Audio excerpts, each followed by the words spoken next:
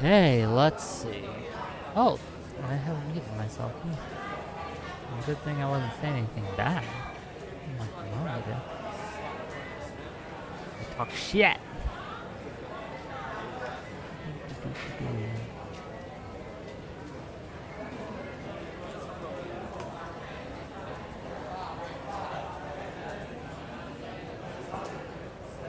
I know.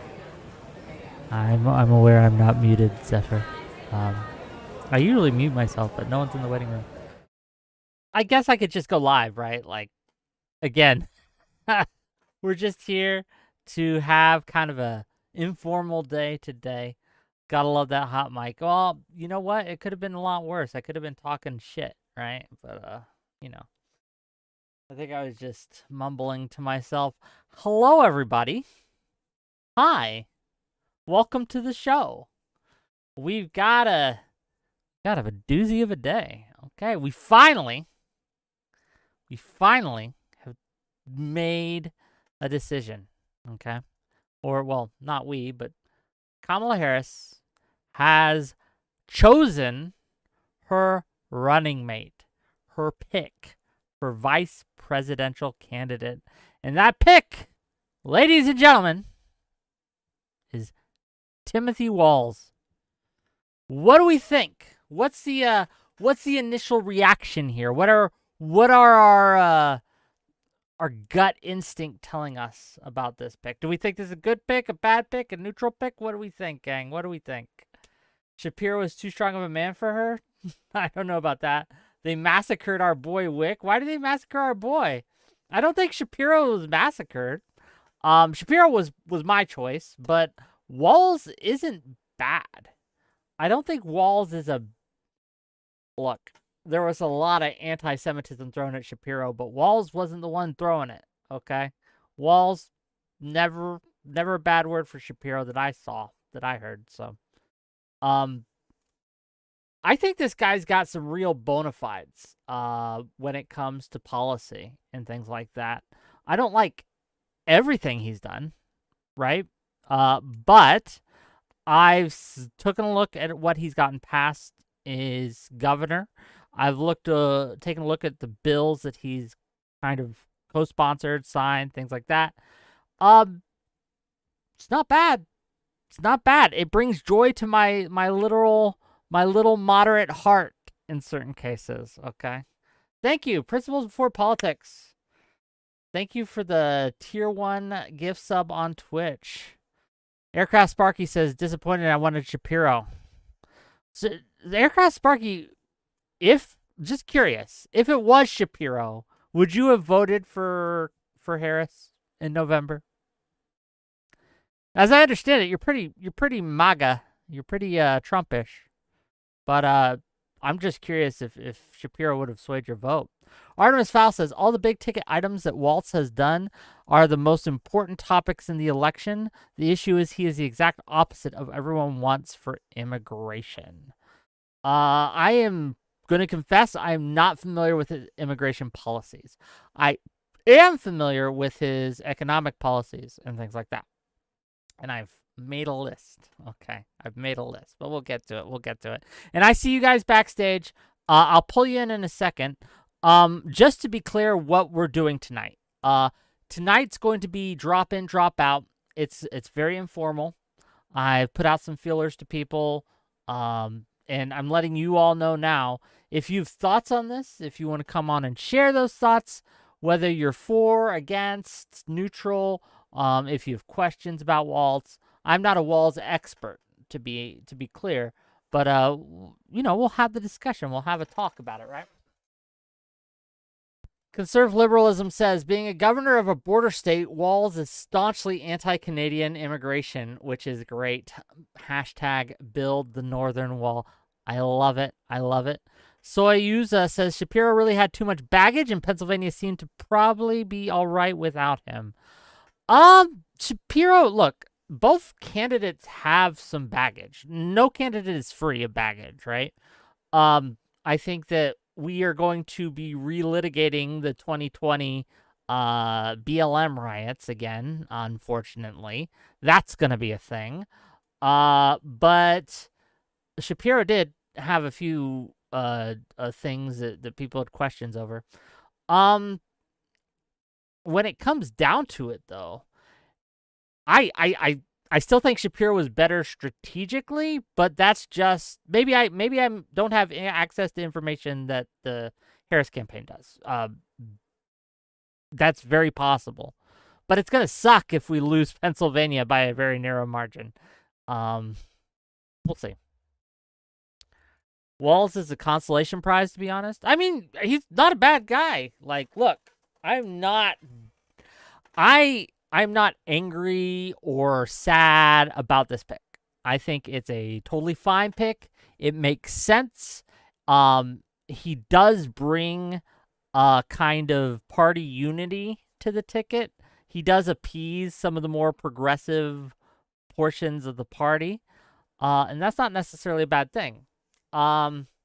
Unfortunately for the progressives in the party, this is going to be another Fetterman situation for them because Shapiro and their dislike of his stances, they're going to be real shocked when they look into it and Walz, turns out, has the same fucking stances on Israel and Palestine. He said the same fucking shit. Like, so they're going to look at it and be like, yeah, we got rid of that Zionist. And then they're going to look at see what Walz supports, and they're going to be like, oh, it's the same damn thing. And look, it's going to be the Fetterman situation all over again. I remember in Pennsylvania, progressives were pushing Fetterman hard. They wanted to get rid of Lamb. They didn't like his moderatist stuff. And, well, look at Fetterman now. So that's going to be fun. I am excited to watch that take place. That's a good consolation prize for me. So I'm excited to watch them all just go nutso when it comes to everything. Because he's not made it a secret, to be clear, right? Like, these stances are things that you can find if you take some time to look. But the problem is there's been such a smear campaign against Shapiro. And I'll let you guess why. It's just amazing. But no, I like Walz. I think he's got some good moderate bona fides, and we're going to talk about it. But let's bring on some people, and let's see what you guys think, okay? We got a lot to talk about today. So if you want in, just go to the Discord, join backstage. We'll be pushing people in and out all night, okay? So let's bring them in and see what we got. Hey, friends. Hey, friend. Howdy, sir. You're all live. I did try to fix my camera. I apologize for that. It's okay. We got what we got. What are our thoughts here, gang? What I guess so for everyone who knows, these are just kind of Wick viewers, and you can be a Wick viewer too, and you can be a Wick participator. I'll try to keep it to max of 3 people in here, so if you want to get in line now. But I'm just really curious, gang. What are some of your initial thoughts? Let's hear it. I'll go first if no one's jumping up. So one of the polls I was looking at, and I'm more than just a viewer. I was debating on Thursday last week. Thank you. So, what some of the initial polling I was looking at, 13% of people knew enough about Walz to make an educated opinion about him as a politician. I think 3 weeks ago, if you asked 90% of the public who was the governor of Minnesota, they would have told you Jesse Ventura or I don't know. So I think that he is rather undefined. And as we were talking about the Kamala Harris debate the other day, she still hasn't said if she's going to go with an adoption of the good Biden policies while trying to shed the bad, go back to her 2020 political instincts, or something new we haven't heard yet. So both of them are rather undefined right now politically. I think that they could shape the narrative. It gives room for both sides to shape the narrative. I was really just going to come on and mention a couple of key things to like maybe pay attention to that Democrats could do right or wrong, or Republicans could do right or wrong. Okay. $5 from Artemis Fowl to say, Walz is an avowed progressive and embraces the socialist label. It's in the video I linked you, and he did link me a video. He will tank that ticket, no benefit. Well, let's talk a little bit about what Walz has done. And again, I am not the Walz expert, to be clear, right? Can I pivot that to give my little opening statement here? Oh, please. Well, because I think it's less about what Walz has done. Somebody said something about his uh, immigration policy, and I'm glad that somebody made the joke before I could, because the first thing I was going to say is, "Oh yeah, he's keeping all those Canucks out from Winnipeg." Like, he's in such an important border state. I think there's a huge difference between state level politics and national level politics, and to me, at least, the things that are being said loudest are the things that aren't being said at all. It's the questions of like, okay, well, why Shapiro and Walz as like final two, and why Walz over Shapiro? What's the difference there? Um, I think I've cracked a little bit of the sort of hidden code. Obviously, I mean, this is basically just conspiracy posting, right? I'm not in the room with them. I don't know for sure, but it does seem like there's much more to be said about. Again, kind of the parts that aren't there, the parts that aren't being said. A little bit like a murder mystery novel, right? Well, Who wasn't in the room? yeah, to be clear though, like, look, we are on, I think, not even 24 hours since the pick was announced. We can speculate, but when we talk about what has not been said, they haven't said much. In fact, I think they're at a rally right now, in Philly, and they're probably giving their opening spiels. A lot of people are probably asking, why aren't you covering the rally? Well, I'm gonna be real with you guys. I find most of that stuff kind of boring. It's just stump speech stuff. I can get the important bits later, but watching it live, they're like, yeah, they're gonna say they're the greatest and the enemy is the worst. And both sides do that. Yeah, it's just okay, fair enough. What I mean here is not necessarily that they should have delivered a dissertation on why Walz in the first 12 hours, just that I think an underappreciated aspect of this is, Shapiro, sure, he's very popular, but he's in the first year of his first term, and Pennsylvania has term limits for governors. There could be a little bit of backdoor kind of, you know what? You're a little too valuable for, another 7 years at the helm in To Pennsylvania. to I piggyback agree. on that, here's some reporting from Politico. So Politico, in an article they put out today, says this. And it's talking about the VP stakes, right? And I'm going to quote here. After their meeting on Sunday, Shapiro called Harris's team and made clear that he was struggling with the decision to leave his current job as governor of Pennsylvania in order to seek the vice presidency, according to a person familiar with the selection process. End quote. If that's true, I think that more than anything is probably the reason why they went with Shapiro. Or I'm sorry, where they went with Walz and not Shapiro, because Yeah, you don't want someone who has a foot in two doors, if that makes sense, right? yeah, Um, you're gonna say the thing that sounds the best, but in reality, Minnesota is a Democrat trifecta, a much safer state to give up a popular person there and get somebody reelected in your own party. Where Pennsylvania is a much closer swing state now. When's the last time the Republicans have won Minnesota? Like it's been a long time. yeah, he's See, just it's not. interesting you say that though, because the Minnesota state legislature is really closely divided right now, and that was kind of one of the things that I thought spoke loudest about Walz. That again, nobody's going to say this part out loud, but he was really good at working with a divided legislature to get stuff done that he wanted to get done. If one of the most important roles of the vice president is being the president of the Senate, then having that foot in the door there in the Senate seems like a really valuable asset, especially because he also served time in the House of Reps, like at the national level, before he was governor of Minnesota. Like, this guy's got the chops we need to go prosecute a legislative battle. Yeah, he I fills wanna, Biden's niche on the ticket for sure. yeah, I want to hear from the person who hasn't spoken yet. Please go ahead. Hello, can you hear me? Yes, what are your thoughts?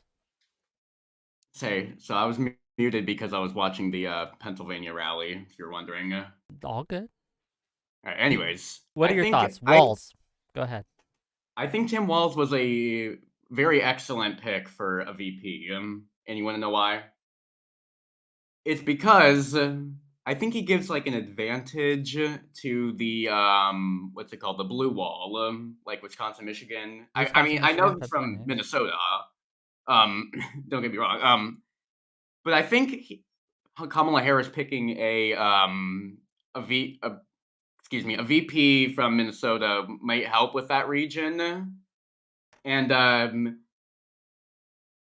yeah, I just think he's a really good pick, honestly. I mean, Hey, the other no, guy, that's what you think. I'm looking for like initial impressions, right? I'm looking for um what people think is what their gut says. Like I talked to my relatives today, right? I called my mom and dad in Florida. I talked to some of my relatives here in Pennsylvania. And I just kind of tried to get a temperature check. The most common answer I got was, "Who's Walz?" So yeah, I think that Yep. that does speak to Tyler's point about how he's really not defined right now. At least in the normie mind, they don't know who he is. That's a blessing and a curse. It means that if I you're think it's more blessing than you give it credit for, because I've seen a number of people say the first thing I heard about him was that he was a really big advocate for school lunches.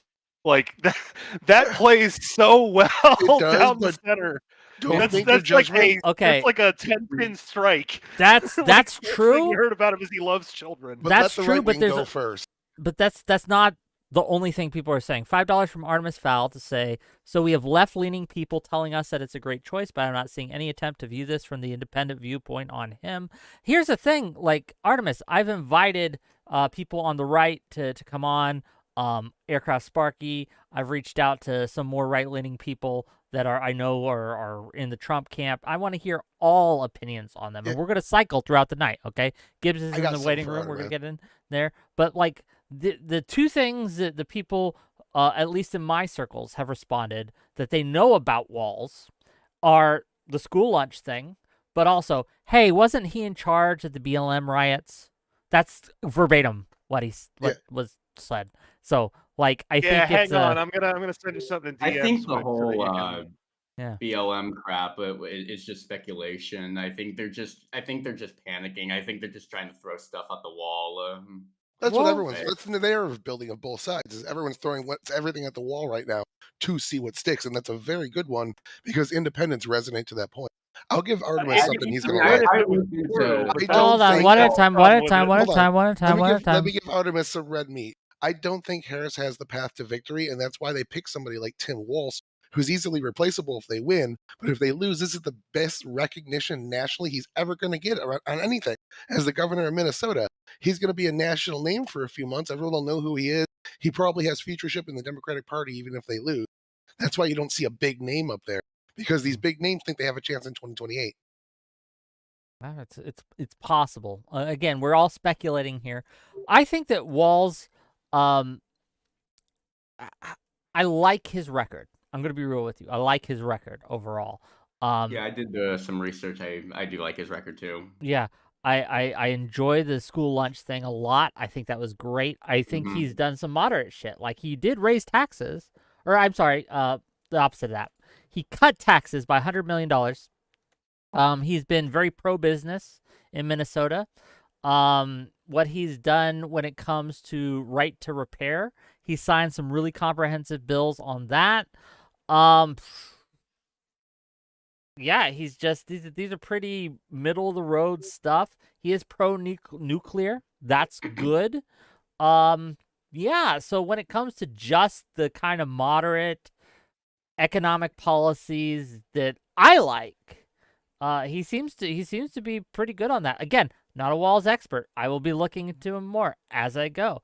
But from first blush, I think they make a strong case. Like I know why they picked him because he's got a real good record. Shapiro does too. Shapiro has a really good, strong, moderate record as well. But yeah, Walz is just as good in my opinion. I don't know if he brings the electoral oomph we need, but not my call. So yeah, His border policy comes into question with the popular consensus. Is my biggest thing. Border policy. And I He's kind of from want to bounce off Minnesota. something Toledo said and you just said, Wick. What's up? To bring you back in Toledo and give you a little credit here. Yeah. I think your point is a little overwrought when you say region. There's more than one layer of overlap here. So, for example, I think picking Shapiro probably would have played better in Michigan than picking Walz. Even though Pennsylvania is not Midwest and Michigan is, I think there's a much more significant overlap there in terms of like large industrial cities that Right. are kind of old time, long standing American, kind of icon cities that Right. those define a lot of what Michigan and Pennsylvania politics looks like on the margins, right? Like obviously, if you look at like Center City, Philadelphia, or Center City, Detroit, you're going to find a lot of Democrats. If you look out in the countryside, pretty much anywhere north of Harrisburg, or Right. like out in the Mhm. boondocks at the lake house in Michigan, you're going to find a lot of conservatives. But at the margins, I think you're going to find a lot of that kind of working class union type stuff.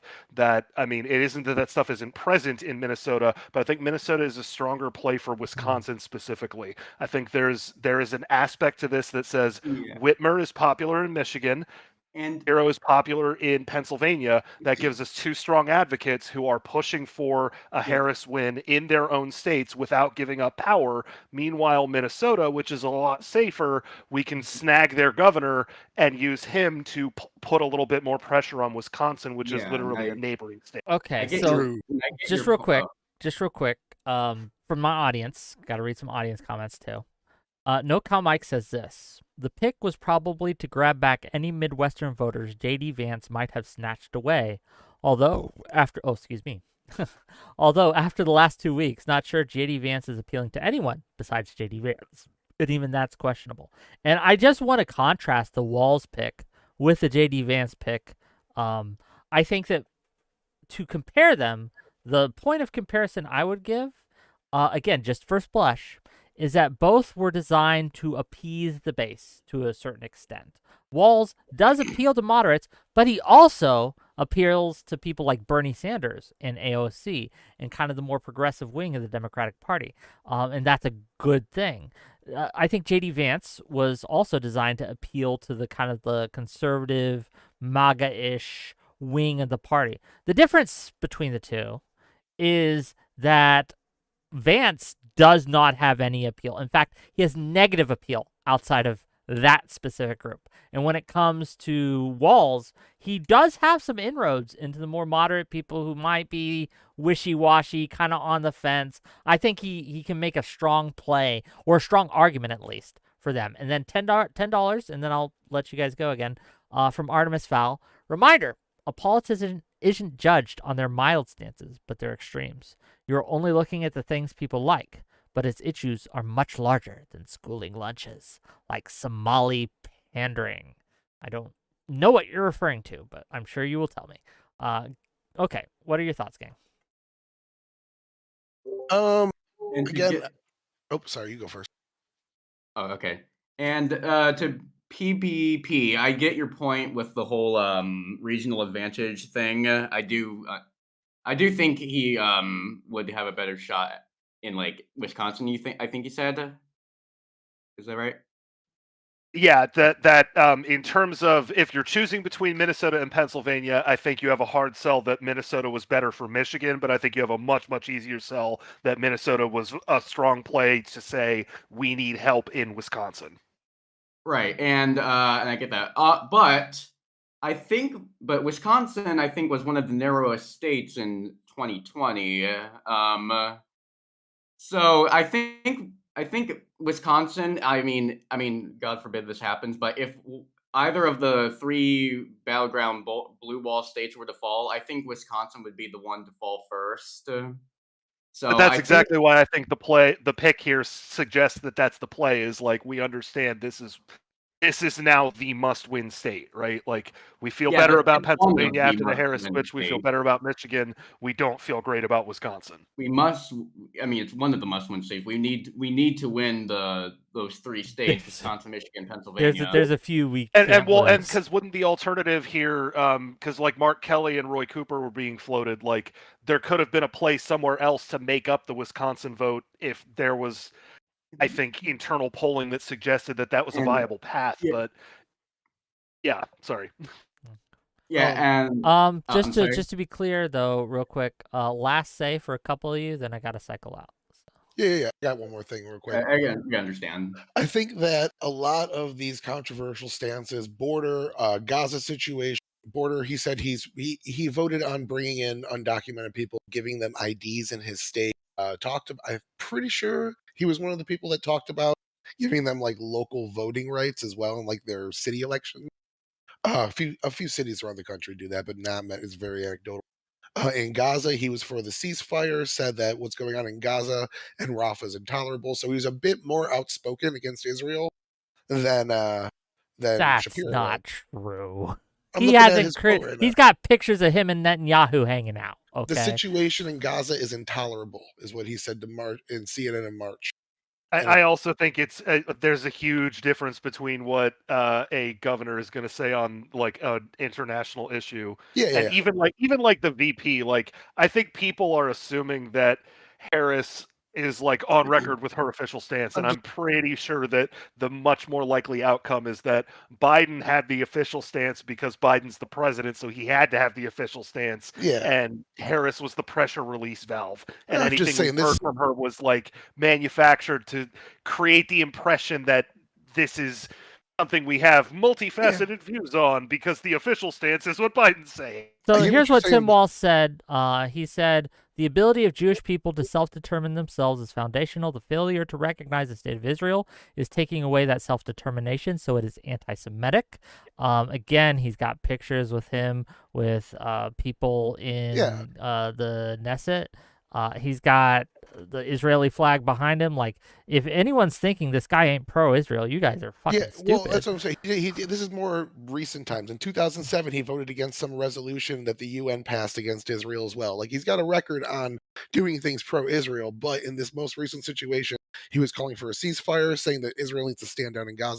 The point I'm trying to make is, if you watch the Trump rallies and the message that they've been pivoting to since Harris took the office, they're going to her record on guns with the gun buyback. He also supported mandatory gun buyback. They're going to, for the economy argument, he's going to what he's calling the EV mandate, which is actually the tailpipe mandate and green regulations. This guy's pretty big on green energy policy and climate change stuff. So these all are like points that Trump's hitting Kamala and Biden for. And if you look at this guy, he wants to take it more like a couple steps further than what the Biden administration did. I kind of feel like it's red meat for Trump's arguments. I guess we'll find out, right? Like, we will see how this goes. Thanks, gang, for coming in and giving your thoughts. I'll keep one of you here and try to keep things on. Of course. Yeah, stay back if you'd like. I might be pulling you in again. We'll see. Okay. What do we got, gang? Hello. You're live. I know, right? Can you hear me all right? I can hear you just fine. How you doing? I am fantastic. My name's Richie. Thank you for bringing me on. This is a great little panel.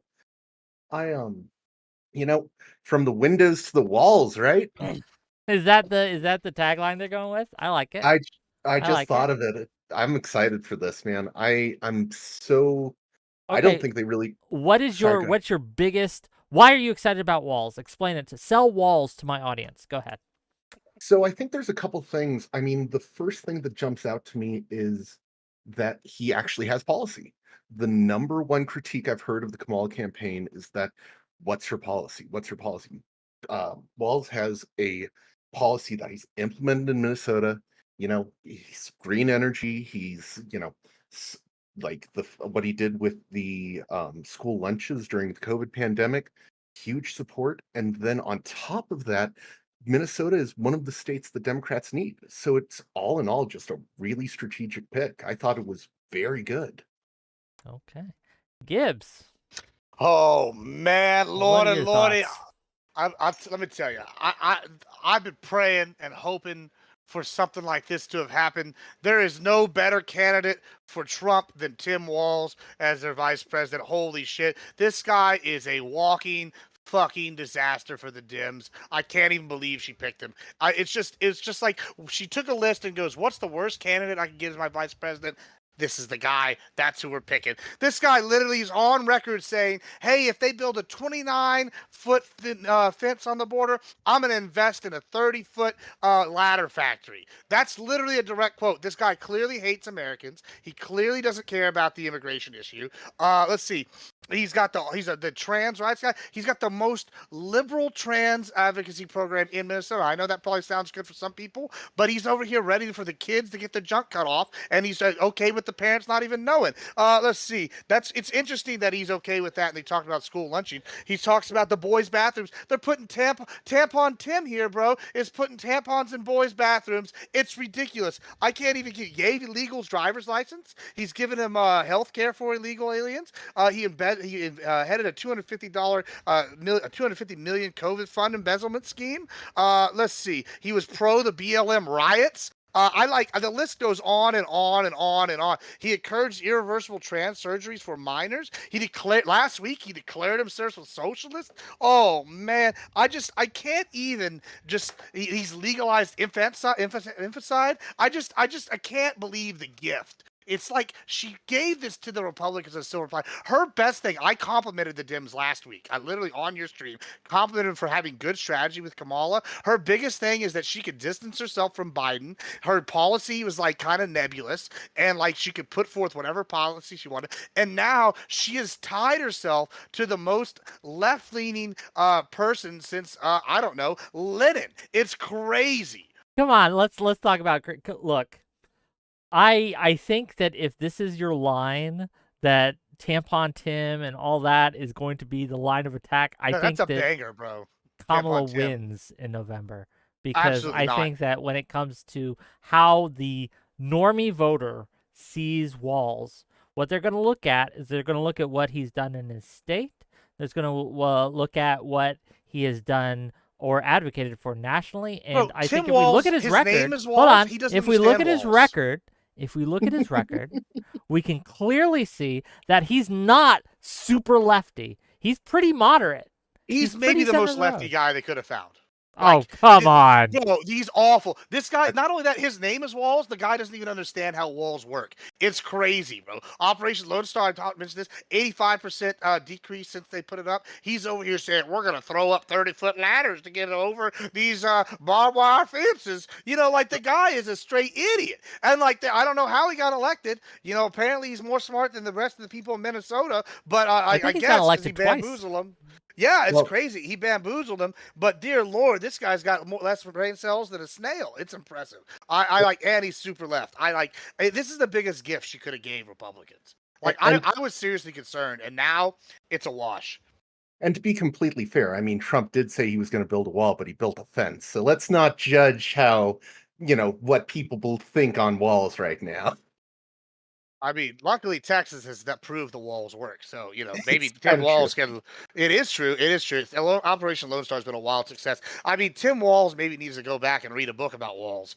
I don't understand. Like, look at these are just these memes right there. Like, people are like laugh like, oh, the memes don't work. Memes work, bro. Like, y'all were calling what's his name weird? Vance. They've already put out a new ad and it's scathing on Walz today. The tagline is Tim Walz, too weird, too liberal. Like, that's rough, bro. Like, you're gonna get raked across the coals. I'm super happy. Well, and I think you make I'm sorry, but I think you make a really good point there where they are probably going to attack Walz and Kamala on their foreign policy. I think they're going to attack them on how she didn't handle being the border czar that well, and how Walz really doesn't have a good border policy and has been pretty lenient with immigrants right now, which is probably the main target that they're going to attack them on. But I think they're going to be leaning on just really that green energy and like going for basically that social democrat market, which was just a huge empty market once Bernie left. So $10 from Artemis Fowl to say, we're going to watch Vance go on stage with Walz, and the Vance is going to tell the American people that Walz's daughter was linking National Guard movements to rioters in order to help them evade justice. So I saw those tweets. I was looking at it. Like, one of the things I do when something like this happens and there's a big change, I try to put myself in the shoes of the other side. or the normie or the Oppo research guys, right? And I think, okay, what are some strong lines of attack that Republicans could use that would actually appeal to moderates, appeal and kind of have reach outside of their weird little base that they have? I do think that if we do not handle it right, that the way he handled the 2020 riots is something that they could possibly use to kind of ding Walz. However, when you look into it, and I have, like, Walz called the National Guard on these people, right? He called them I think the 24 hours after it happened, he was calling up the National Guard, getting them ready. They went out and they started protecting the city and things like that.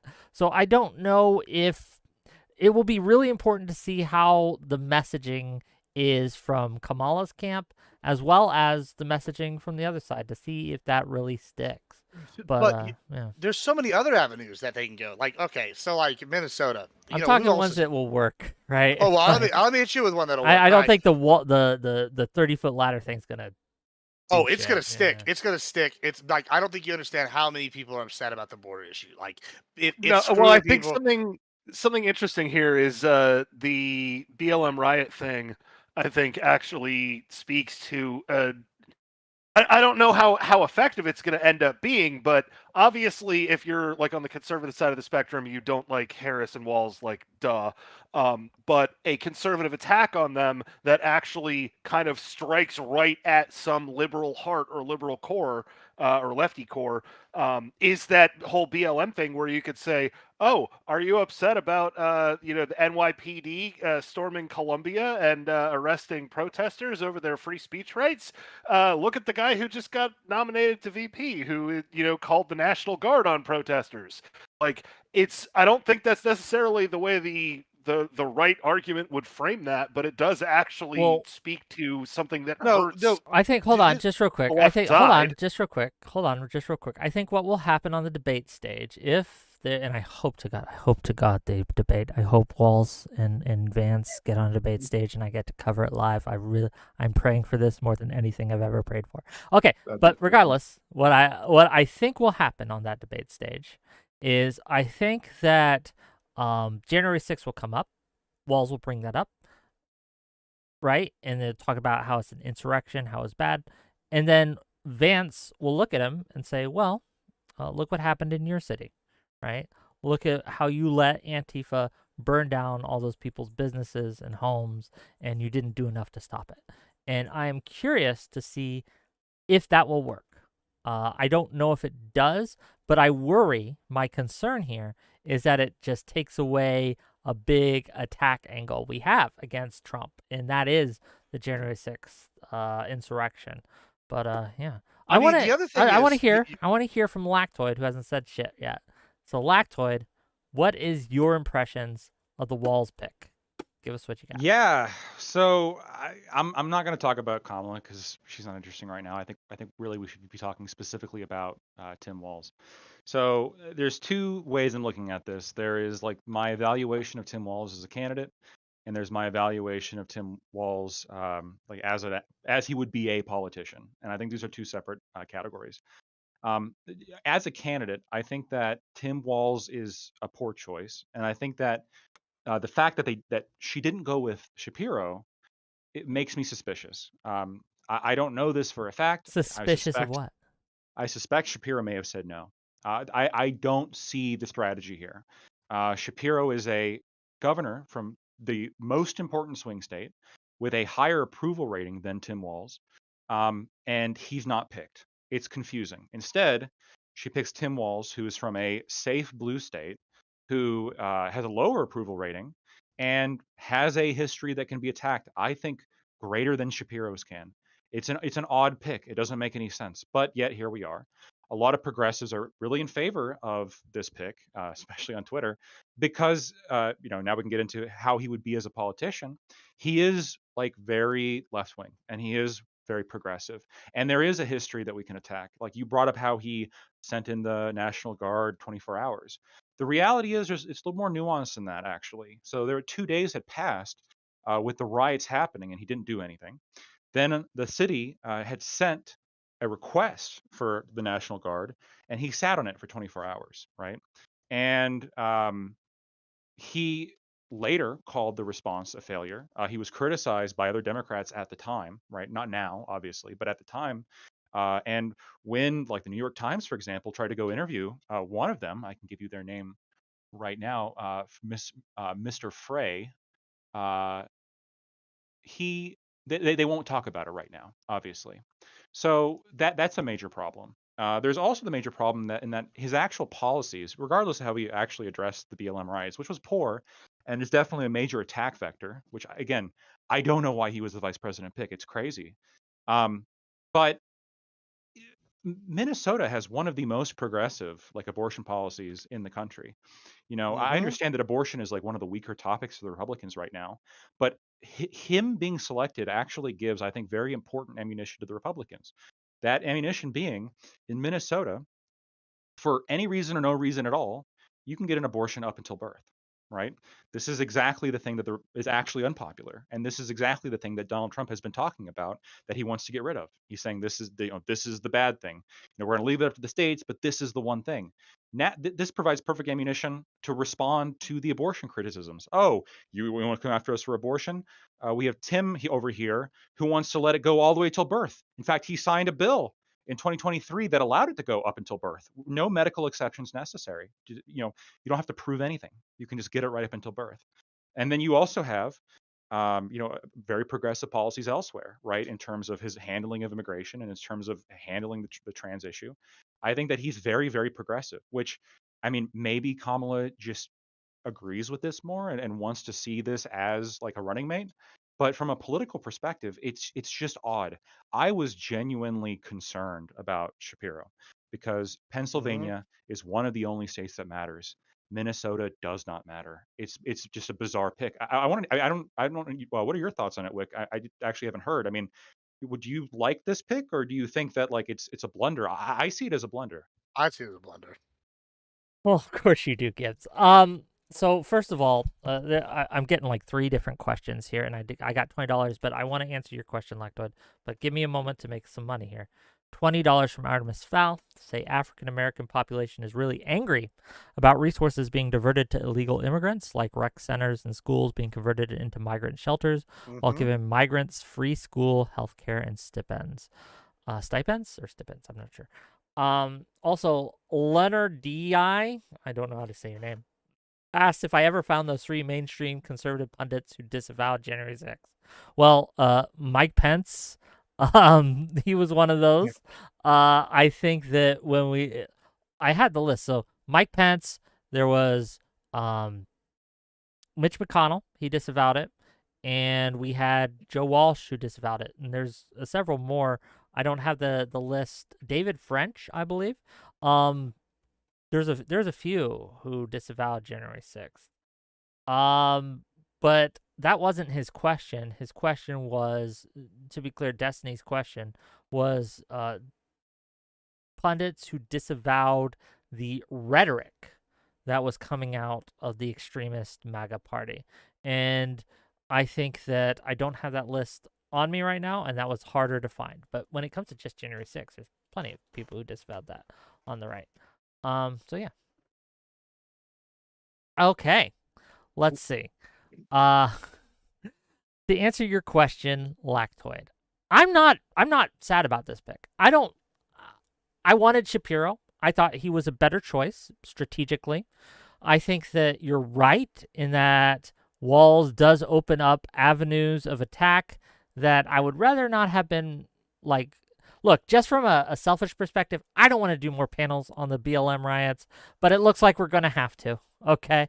Because it's going to be relitigated. We've opened that box again, and we are talking about it even more. I also, again, I don't know if it's true, the reporting that's coming out. I have to look into it, but I do not like the fact that he reportedly dodged a deployment when he was in the National Guard and during the Iraq War when that was kind of starting up. Again, don't know how true that is. I have to look into it, but it is something I've seen making the rounds. And as someone who is a veteran and was in the Air Force, not the Army, but the Air Force, and not a weekend warrior, right? I don't like that concept. But again, don't know how true that is. So Well, I those are can my tell you problems. where that comes from. But here, I'm curious to hear it. But here are the things that I like about Walz, right? After saying that, I think that, yes, he does have some progressive policies, but he also, right, has some really common sense, middle ground, middle America, moderate policies, especially on tax reform and things like that, especially like he cut taxes, $100 million in his state. He's pro-business in his state. He's not some burn it all down, let's destroy the system socialist, right? He's just got common sense reforms that he wants to pass. And I think that a lot of them are just good policy. I mean, there's one thing that you're not factoring in that's super toxic to him. Like, right, and nobody here's brought this up yet, is his relationship with Ilhan Omar, right? Omar is one of these people that galvanizes Republicans to go out and vote, right? It's just like abortion for the Democrats. It's a hot button issue, right? I said after Roe v. Wade, I thought that was going to be bad when it got overturned. I thought it was going to hurt us in the midterms, and it did. Ilhan Omar is somebody he's actually is very close to, is a high political ally. Like, they have lots of photos together. They're very like close. They're in the same areas. This is a person that will get every Republican to the polls. And there's already rumors circulating, whether it's true or not, that she might be put in place as Secretary of State. That's something the Trump admin, whether or not is true, can sit there and point to and go, look, do you want Ilhan Omar as our Secretary of State with this guy that doesn't believe in border security? Oh, it's just a disaster for the Dems if they sit here and do this, and the Republicans are just able to use this ammunition. I don't think y'all understand how bad that would be for like center right-leaning independents and Republicans in general. They will all think they have to vote, or their way of life is going to change. The that's tax going to. thing, the tax thing is also not so clear. Wick, he cut certain taxes and he raised other taxes, and the tax, he supported the child tax credit, and he also cut taxes for some Social Security recipients, which I think, I'm not necessarily saying that's not going to do him favors politically, right? But he also raised taxes on business, right? And he also, my understanding is, I'm just going through Politico, in terms of actually like the economy of Minnesota, he wasn't the best fiscally, just in terms of managing the budget. In terms, his policies tended to cost more than he was able to bring in, even with increased taxes on big businesses. Now, our tax cuts on Social Security recipients and expanding the child tax credit, we can argue about whether or not those are really tax cuts, but I agree with you. They're going to be somewhat popular, right? They're going to be somewhat popular among, the demographic that Kamala Harris is going for. But I think that there's enough there for it to be unclear enough where, the retorts are still there, right? The retort's going to be, oh, you say you cut taxes? No, you raised them. You are an anti-business governor. And in fact, you caused more problems. And in fact, not only were you an anti-business governor in terms of taxes, but you let the businesses burn and you didn't do anything for 3 days. Lactoid, the difference here would be that all he'll have to say to that, I'm excluding the last part for right now, right? But Sure. to the first part is like, he didn't cut taxes for the mega wealthy. He'll be like, okay, voter, check your paycheck and look at the difference between before I did my tax cuts and after, and you'll see that you got more money. I gave you rebate checks, right? You got money from me. It rose. Now, maybe for the people who are insanely wealthy, maybe they had to pay a little more, right? But for you, dear voter, I have cut your taxes, and so you should vote for me. And I think that resonates with people because they'll be able to, like, it's the economy, stupid, all over again. They're like, it's your paycheck, stupid. And I think that just works. I do have a question for the group, if you don't mind. And I'm very curious to hear everyone's answers here, because this is something that was asked of Trump. I think during his interview with the Black Journalists of America, I believe that was the organization, he was asked what if J.D. Vance was going to be ready to be president, right? If he was qualified to be president. And he gave a very interesting answer that I think bears discussing. He said, well, traditionally,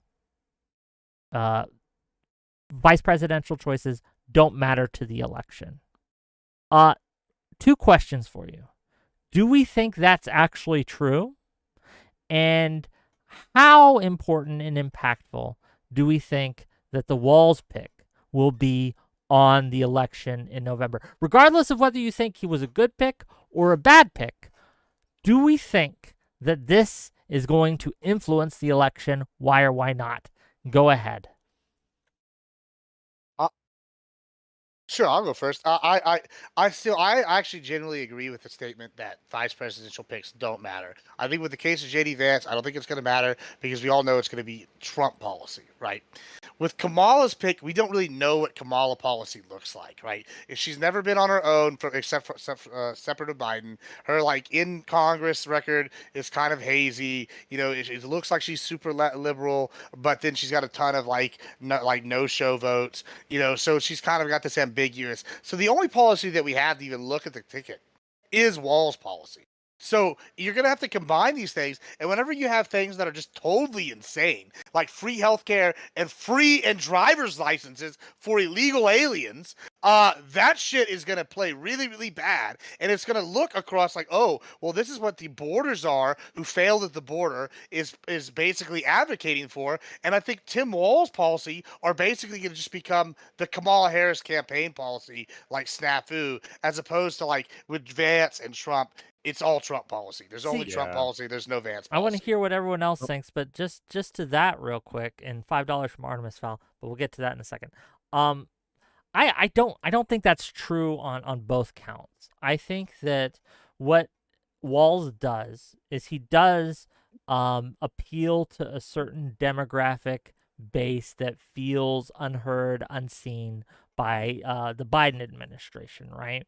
I think he represents a different tack than again, whether it's true or not, these are the vibes, these are the feels, these are what people are going to be voting on.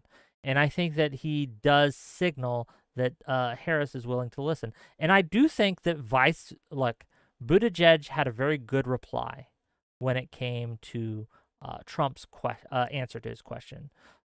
The vice presidential pick is one of the first choices with actual teeth to it as a presidential candidate, because there are constitutional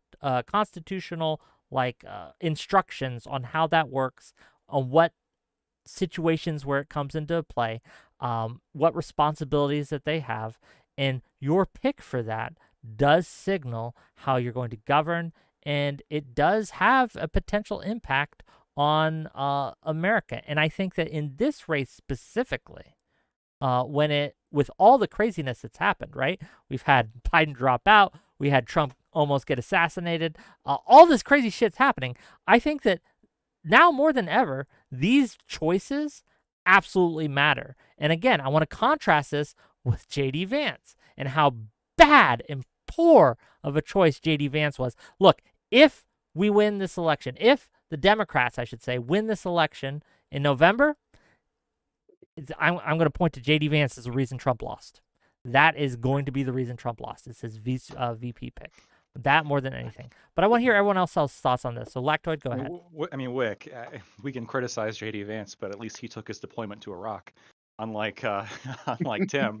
So I don't know. I understand that like JD Vance is like odd, and like the weird kind of like allegations. I don't take those to heart. I don't understand. Well, they already lost why. the weird advantage with I mean, look. I don't understand like. So when their entire like Portland campaigns like keep Portland weird, like I don't know if weird is really like this critical insult. For some reason, it's getting under some people's skins, like conservatives. I don't really know why. I think it'd be better just to ignore it. It seems pretty ridiculous. But in terms of like it is picking JD or is picking Tim here, is this stuff like really relevant in this election? I think it can be. I think probably in this I would agree with you, Wick. I think in this election probably more than most.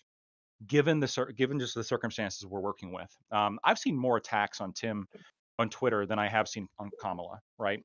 Just today, it's been absolutely like one-sided, and I suspect that's going to actually keep going, because I think with Tim, there's more you can attack, because he was actually the governor of a state and was behind a lot more policy.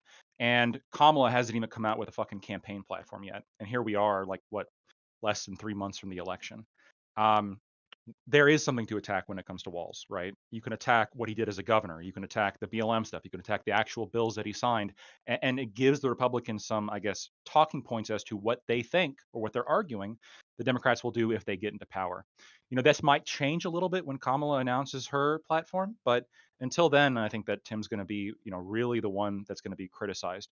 In terms of J.D. Vance, I think that the reason why J.D. Vance potentially matters more and why he's being, looked at and criticized more is because Trump's old, and we all saw what happened with Biden. I don't necessarily think just being old should disqualify you, but there is this reality of human mortality where if you get old, you might die, and it's very possible that at least it's a higher likelihood that Trump does die in office just because of that age than George W. Bush. And we might have a JD Vance president. My problem with Vance is twofold, right? Well, one, I don't like his, but this you can kind of toss aside because this is obvious. I don't like his policies. I think that they're too Trumpish for me. But I think the more important and salient issue actually for the electorate as a whole is I don't trust the man. I don't trust him. I think he betrayed his constituency. I think Ohio agrees with me. He has low approval ratings everywhere, but in Ohio, he has the worst approval ratings of all over the nation. He has worse approval ratings in Ohio, the state that he is from, than he does in California, than he does in New York. I don't know that you can say that, Rick, whenever it's true. The numbers. I can say this because we have the numbers in front of us. But we know where he is. Hold on. Let me give you an exact Hold on. We know where he is weakest. We know where people dislike him the most, and the people who know him the best dislike him the most. And I think that's telling. So I think Lactoid's exactly right when he says it's a salient issue because of the age of Trump on the ticket, and because there is a higher likelihood than normal that he will be called upon to actually sit in the presidential seat. And I think that Vance is uniquely distrustworthy, uniquely unqualified, and frankly, just kind of a hypocrite. But please respond. Yeah, I will respond. I mean, there's quote. This is a direct quote from his wife, Tim Walz's wife. I could smell the fires. It was a very real thing. I kept the windows open as long as I could because I felt that this was such a touchstone happening. Talking about the BLM riots. That is a betrayal of every person whose business burned during that is your constituency, and you are sitting here praising the smell of their businesses burning. Like, I don't know how you can sit here and get on your high horse and turn around and go, J.D. Vance betrayed his people, when these people were celebrating the smell of burning businesses. And this is the person whose wife, this is his wife, this is him who's clearly advocated for this. Like, this is who y'all put as y'all's VP. He called in the National Guard to put a stop to it. But 3 days. Yeah, later. after 3 days later. After everything's burned down. The difference, by the way, in the and I do want to hear the other two after you go, Lactoid. But I just want to clarify the difference in the approval rating is actually really not all that much. So, Tim Walz doesn't have like a terrible approval rating. He's got 55%. Okay. For JD Vance, 44%. So 10% difference.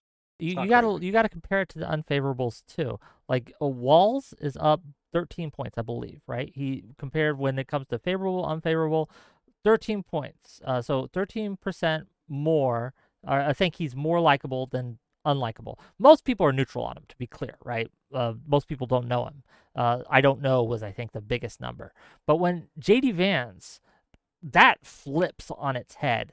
I think he's underwater when it comes to that. There are more people who disapprove of him than there are who don't know him. They don't know. That's not necessarily true. In that same poll where they said 55% thought that he was doing a good job, only 22 said that Tim would actually be a good running mate for Kamala Harris.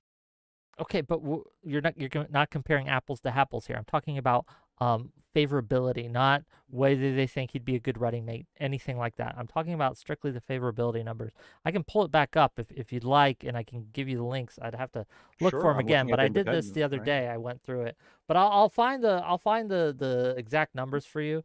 But I'm pretty pretty certain I'm accurate here. But I want to hear from Richie, and I want Yes, to hear sir. from Principles Before Politics. But then I'm gonna rotate the bottom guys out, and I want to bring on 2 more. So give us your thoughts on vice presidential picks in general, and also this pick in specific. Richie, go ahead, and then Principles. Well, do you want to go first, Principles, or do you mind if I go? Oh, go, Richie. Oh, thank you, sir. Well, yeah, I think that a couple really good points have been made. I think overall I agree with you, Wick, where most of the time the vice presidential pick doesn't have a huge impact on what voters going to decide on. In this election, I think that we're facing a very strange kind of situation. I mean, we saw when Vance was picked how Project 2025 was immediately the main attacking point that the liberals were fighting on the Democrats. Now with Walz chosen, I think we're going to be seeing his policy pretty much adopted by Kamala. I don't think that, you know, anyone expected Kamala to be going into the presidency. I mean, we saw everyone backing Biden and kind of trying to gaslight us, saying that he was, completely capable. And so here she is dropped in. She chose a running mate that had established viewpoints, established policies that she's just going to adopt. And I think that we can make a pretty good assumption that she'll copy one for one what he's done in Minnesota. And so I think that overall, it's just going to be. I really think that in this case, the vice presidential pick does have an impact on this. Okay. Principles, please. Okay, so I heard 2 questions originally, Wick. How important is the VP nom in general, and how important is Walz specifically going to be in this particular? In general, I would say it's a hill of beans. This is something that, as elections have become more data-driven over time, we've been able to see particular impacts and things and pull it apart on a more detailed level. And we're certainly nowhere near any level of absolute precision, but it's pretty clear that vice presidents sometimes have, like a 1 to 2 point marginal effect in their home state, and that's usually about it. Now, I will say that there are occasionally particular VPs that wind up having large effects. Now, there's only a couple I can think of in recent memory, and that's the thing, is that even a crappy VP, one that I think is genuinely a terrible choice, doesn't necessarily translate to being a huge impact on the election. I'm going to pick on Tim Kaine because I lived in Virginia in 2016, and I disowned him. I said I'll never vote for this man again during the 2016 election because of the way that he was engaging with things. We don't need to get into all that, but even a terrible VP selection, I don't think had a huge impact on the 2016 election. I think it was much, much, much more about Hillary versus Trump. Where do I think you might see something? Okay, Geraldine Ferraro. We're talking the 1980s. This is a completely different era in terms of how we think about certain things. That having a woman for a vice president, maybe that did have a drain on that campaign. The other one I'll point to is Sarah Palin, which I think was a completely different thing, where that I don't know that was necessarily explicitly about her being a woman, but there was certainly a pretty big attack made on her credibility as a VP candidate, and the thrust of that was not, haha, we're dunking on the VP. The thrust of it was, what does this say about fudge, I'm blanking on his name right now. What does it say about the president's judgment? God, that's gonna bug me that I can't remember his name right now. McCain, thank you. But I think when it comes to the broader question of what does a VP contribute to the candidacy, in general, not much.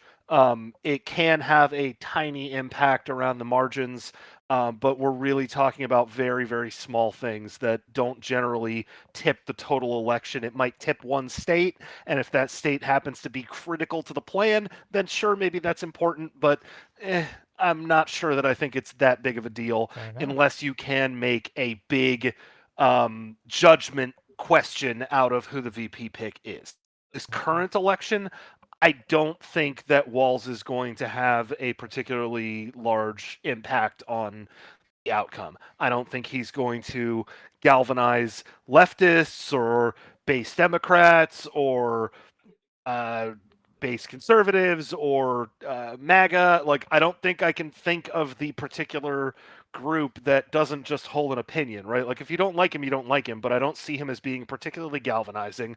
And the question would be, can you make this about Kamala's judgment? Can you make this about the judgment of a President Harris that she chose Tim Walz? If you can do that, if you can prosecute that case, then I think you've got something to work with. But I'm not sure that there's enough meat on the bones there, because I think it's pretty. And I apologize, because obviously this is what everybody's talking about right now. We just had both VP selected. Like, this is some of the most exciting news this election cycle, outside of assassination attempt and president stepping aside. But I mean, obviously, in terms of what people have to talk about, it's going to be the Veep stakes, and I would say JD Vance, in my mind personally, is probably the easier target for that kind of like, this is the guy you pick for VP.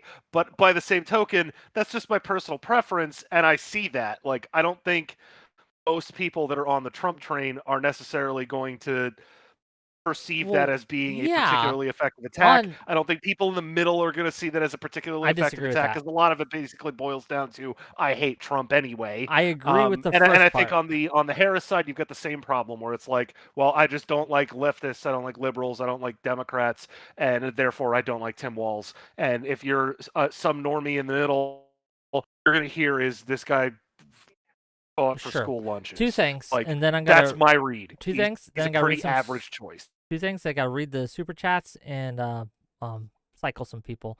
Artemis Fowl for $5 says JD Vance has as much experience as Obama did when Obama took office. He's no Obama, sir. If JD Vance doesn't for VP, Obama sure as hell didn't for president. And then $5 more from Artemis Fowl to say, I bet that J.D. Vance is a hypocrite argument evaporates after the VP debate when Vance rips Walz apart for abandoning his unit to avoid going to Iraq. I do think that has legs, that last bit, but comparing his experience with Obama's experience, Obama was politically savvy in a way that Vance simply is not. I know Obama, sir, and Vance is no Barack Obama, okay? If you know what I'm talking about. He is no Barack Obama. I will disagree with you, principles before politics. I agree with you on the second part. I don't think Vance hurts the MAGA side of things. I don't think anyone riding the Trump train is going to get off that train because of JD Vance. But when it comes to the middle voter, the median voter, the average, the ones that are kind of sitting on the fence thinking, who do I want to cast my vote for? I don't like really either candidate that much. I'm not really sold on them. Let's see what Kamala brings. Let's see what Trump's trying to sell me. I think that is a black mark against Trump. I think it's a black mark against his judgment. I don't think it's a serious pick for a variety of reasons. And I understand I'm biased, but that's my thoughts. I'm going to cycle both of you out. I love you all. I get your point, but I think the median voter would reply that that's soy as fuck. That's that's all I have to say on that. Attacking the VP is like the softest thing you can possibly do. It's fun, and I will do it more because he's a soft boy, and I must destroy soft boys. Anyway, I'm going to cycle you out. Can I respond to what you just said, and then I gotta go too. Sure. You can cycle me with somebody else. But as to what you just said, I don't know. I think that there's actually with Tim specifically, Tim Walz. Yes, he has experience, but I think that what the Republicans were desperately looking for is somebody with an experience that they can attack, and they gave it to him. They gave it to them. On top of that, we have somebody who has an experience that you can attack, who's relatively unknown. Those unfavorability polls you're talking about, like over 70% of people who responded to them, they didn't know who the hell this guy is. So they don't know who he is.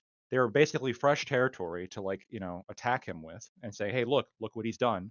I think, you're potentially within the next month could come up with could start seeing poll numbers indicating that he's actually perhaps less popular than JD Vance, or he actually begins to drag the ticket down, especially because, again, like we've all agreed here, there is something there to attack. way more than there is with Kamala, just again based on the fact that he was a governor.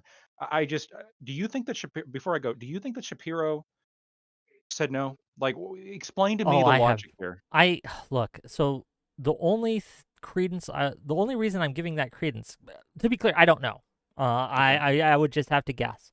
The political reporting does suggest, if that reporting is accurate, it does suggest he was having cold feet about the whole situation. Yeah, it does. And it's very possible that he looked at it and thought that it was best for him to be like, no. How damaging is that? That's if that gets proven, if that gets proven correct, that's going to be incredibly damaging in of itself, because it opens up a whole new line of attack. Oh, the only good VP that you could have picked said no to you. that's going to sting. But I don't think that's necessary. In looking good faith at it, there are valid reasons why a governor of a state that's as important as Pennsylvania, who I think it's his first term, right? He likes his job. He's enjoying it. He's doing real good work. He's got a 61% approval rating in Pennsylvania, which is unheard of. I thought it was higher than that. Times. I thought it was like 67% last time I checked. It might be, right. I'm guesstimating. Like Shapiro was actually very popular. Right and left. Right and left. Yeah. And look, I would vote for a Shapiro someone else ticket. So, because I like Shapiro, the only blemish on his record is a suicide. Something that was called a suicide when it obviously wasn't, because she was stabbed in the back. Yeah, but he wasn't the guy who made that call. He wasn't. It doesn't matter. He was the AG. No, he wasn't. When that was ruled a suicide, that was 2011. He wasn't AG during 2011. Right, but he re-ruled on it in 2021 and 2023. If we're talking about Ellen Greenberg. Yeah, we are. Lactoid. Yeah, it wasn't just 2011. But no, I like Shapiro. I'm disappointed in this pick. Gibbs, I kind of share Gibbs's look at it as kind of like, oh well, this is good for the MAGA side, because and one thing no one's touched on yet is the lockdowns. Okay, this son of a whore went and set up a snitch line for neighbors to snitch on each other during the COVID lockdowns. So I mean, look, if that's what you're into, if snitches don't get stitches, if you like licking the boot, let's go Harris Walz. And look, I'm still waiting for some policy. I'm on the KamalaHarris.com, and still there's no platform. They updated the picture to they say "Let's win this" is going to be their campaign slogan, and they've got some older man and some younger looking woman who's 6 months older than him on the deal. Cool, but there's no substance. I mean, she's a paper candidate. There is nothing to run on besides unlimited abortion in Minnesota, which works out well with moderates. So yeah. $10 from Artemis Fowl, and then I want to hear everyone else's opinion here. He says, you are using Obama's presidential term to make your opinion. Obama had only one Senate term under his belt and did not have any notable achievements. He was even less known than Vance. Sure, but he was obviously very effective politically. The fact that he won the nomination, I should say. He was a great speaker. He really was. But just real quick, right? I want to get this out, right? Like, gang, if you're liking this content, I have to chill just a small, tiny bit. If you're enjoying the content, gang, if you like these kind of discussions, these open free-for-alls, hit that like button. I can't believe we have 82 people in YouTube chat. We have 6 likes. What the fuck are you doing? Hit that like button. It really does help. It's free. You don't have to pay any money. You just hit it. Subscribe to the channel. That would also help. And you know what? If you want to throw me some super chats, I'll read them. Thank you. Okay. With that said, I want to hear from our new guest, Katyusha. Is that how you say your name? It's Katyusha. Katyusha. Apologies. What are your thoughts on the Walz vice presidential pick? What do you think? How do you think it'll affect the election? I want to hear from you. Go ahead. I think that honestly, like, he was probably one of the better picks that she could have made. I mean, my favorite from the beginning was Bashir, but that obviously didn't happen. I personally, tended to trend towards Waltz if we're talking Waltz over Shapiro, because I just personally agreed with Waltz more, especially things like schools, because when it comes to schools, Shapiro tended to be pro private school vouchers, which with public and private school being like such a hot button topic, having the Democrat be like, oh, private schools, we're going to give you vouchers for that. And then Republicans are like, fuck public schools. Like, then who do we have on our side for private or for public schools? For stuff like that. Okay. And I also feel like with so many people who are voting, not so much for a candidate, but like more against Trump, I feel like now's the best time more than ever to kind of get in somebody who's more progressive and might have better ideas on things that other people actually do agree with when polled on the issues. Okay. Well, thank you. Yeah, that's ridiculous. The massive minority in the Democrat Party are the progressives. So to be clear though, I said issues that when they're pulled on issues. Yeah. So when we talk about things like free lunch, right?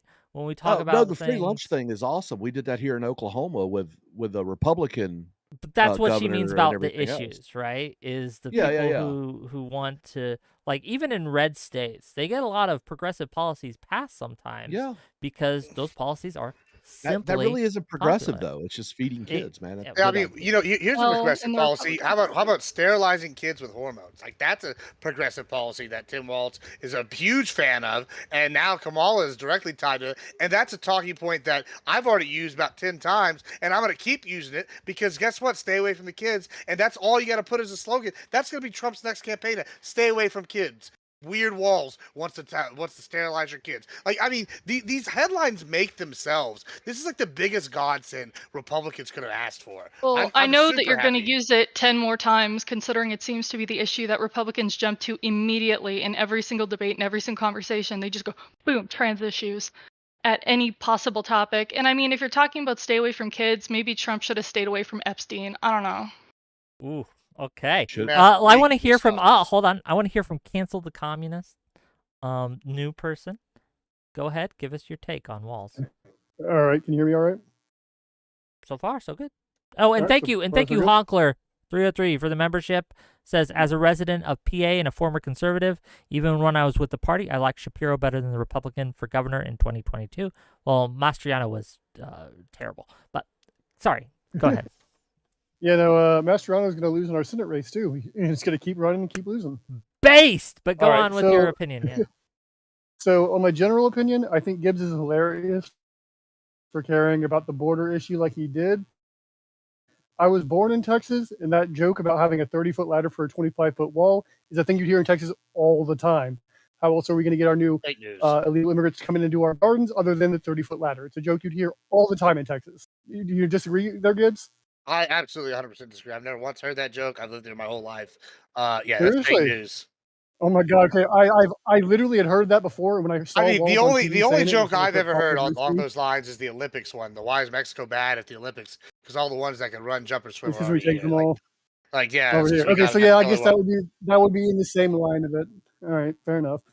I think I've talked to you a little bit on Twitter for this week. I think Shapiro would have been a way better pick, right? Like I think he would have at least solidified PA. Why? But Why as far are as you a progressive position on things or progressive? Yeah, why? Why Give me your why argument. would I say Shapiro was better? Yes.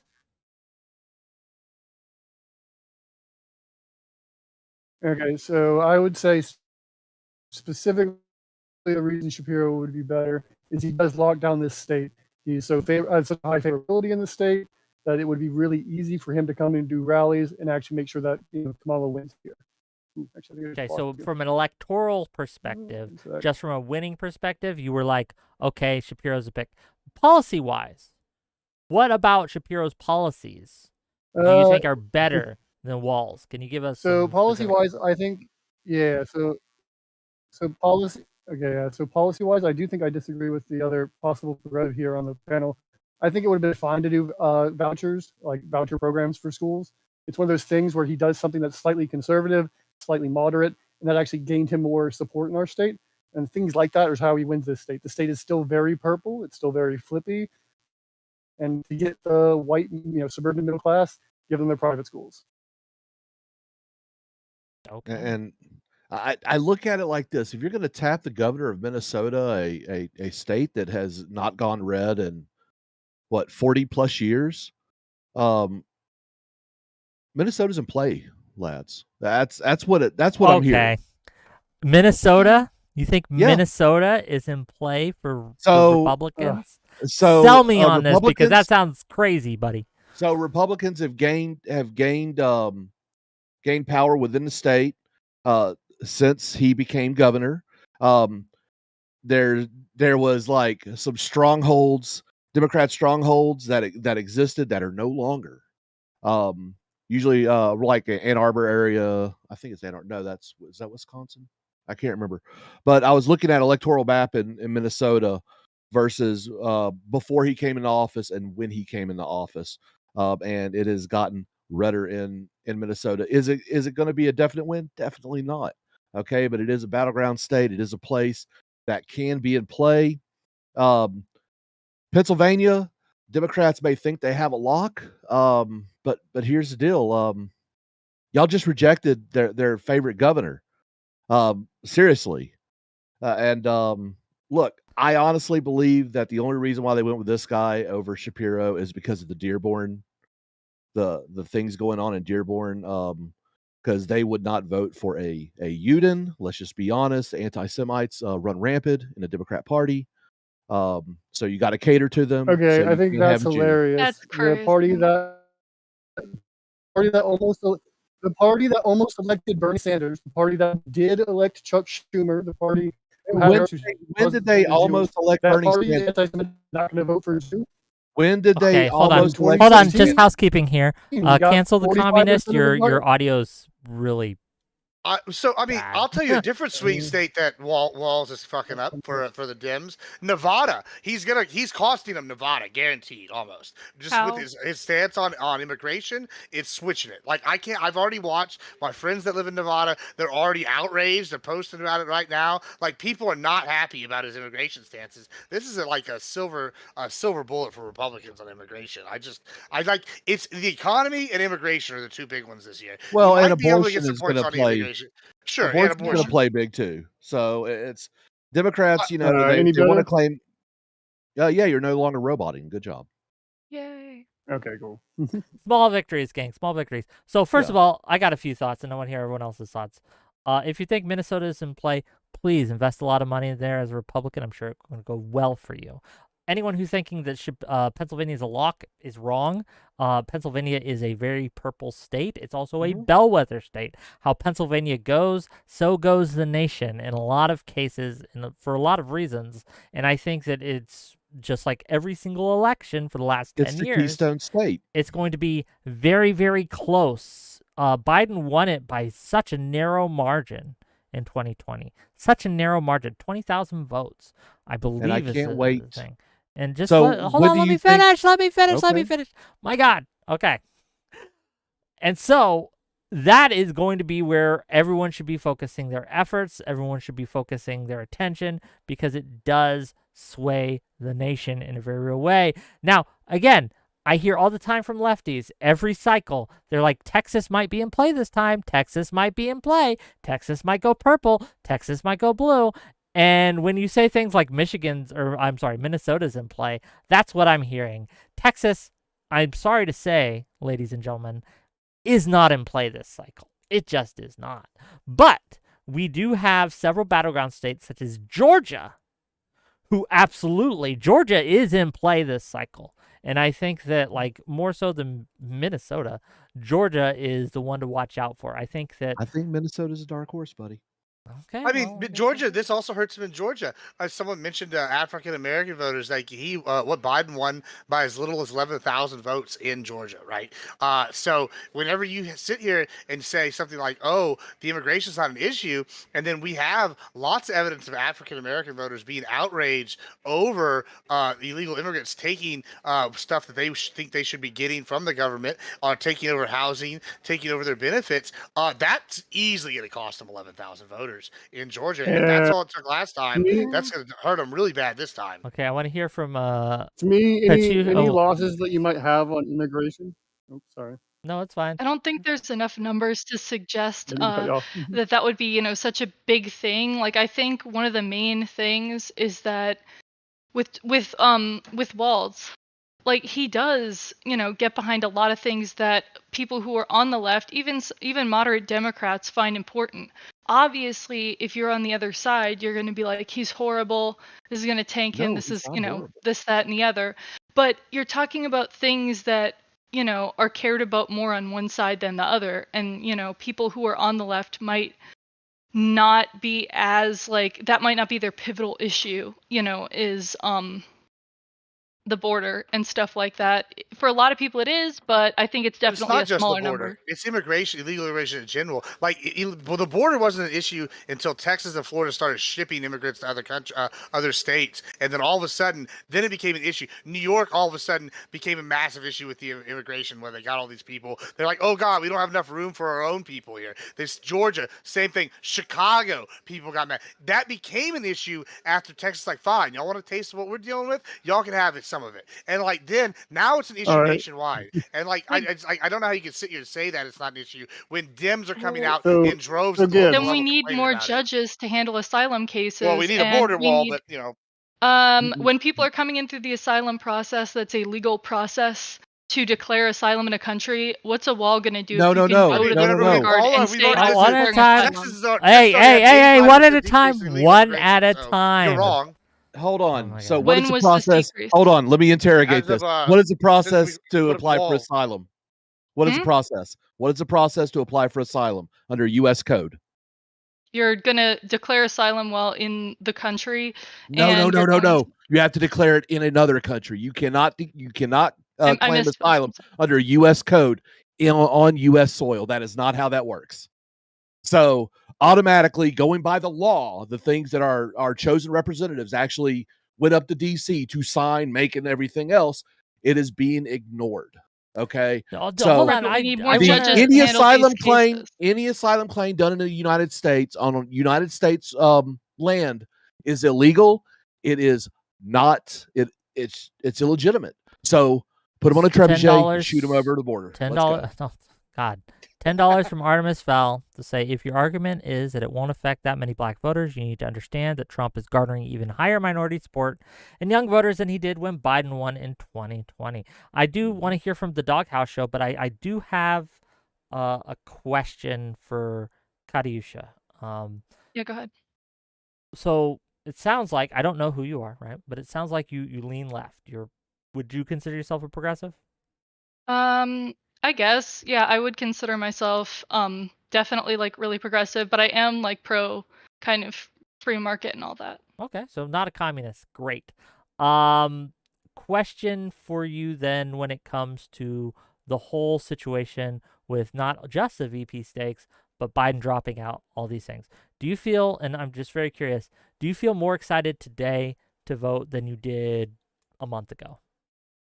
Yeah, absolutely, like Why? 100%. you I was tell like us why? terrified because every day it was like Biden's old, and let's go Brandon, and like everything about the Trump campaign was kind of tailored to specifically, win over Biden, right? And I'm just like, okay, we got to get another person in here because he can't talk anymore.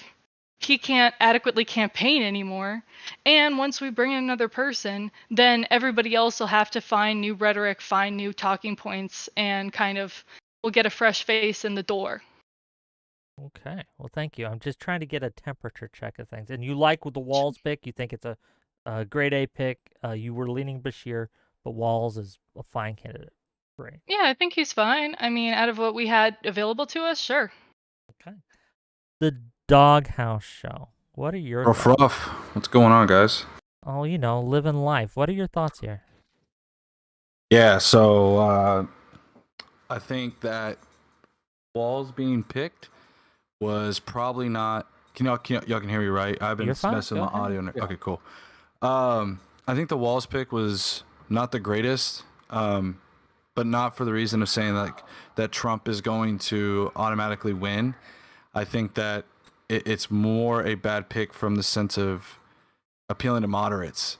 So I think one of the biggest issues I see with Walz is compared to Shapiro, and y'all kind of hit on a little bit earlier, was Walz is not known very well. So what's going to take front and center stage is all of the talking points of Walz's policies, of these clips that you're seeing floating around Twitter and things like that. And a lot of them, I'll let you know right away, are not true. But the question is it's kind of like a false news story. Once it gets going, trying to recover that is really difficult. So I've seen things, for example, like the supposed Somalian flag. Research it. Yeah, it's not Somalian. It's not a thing.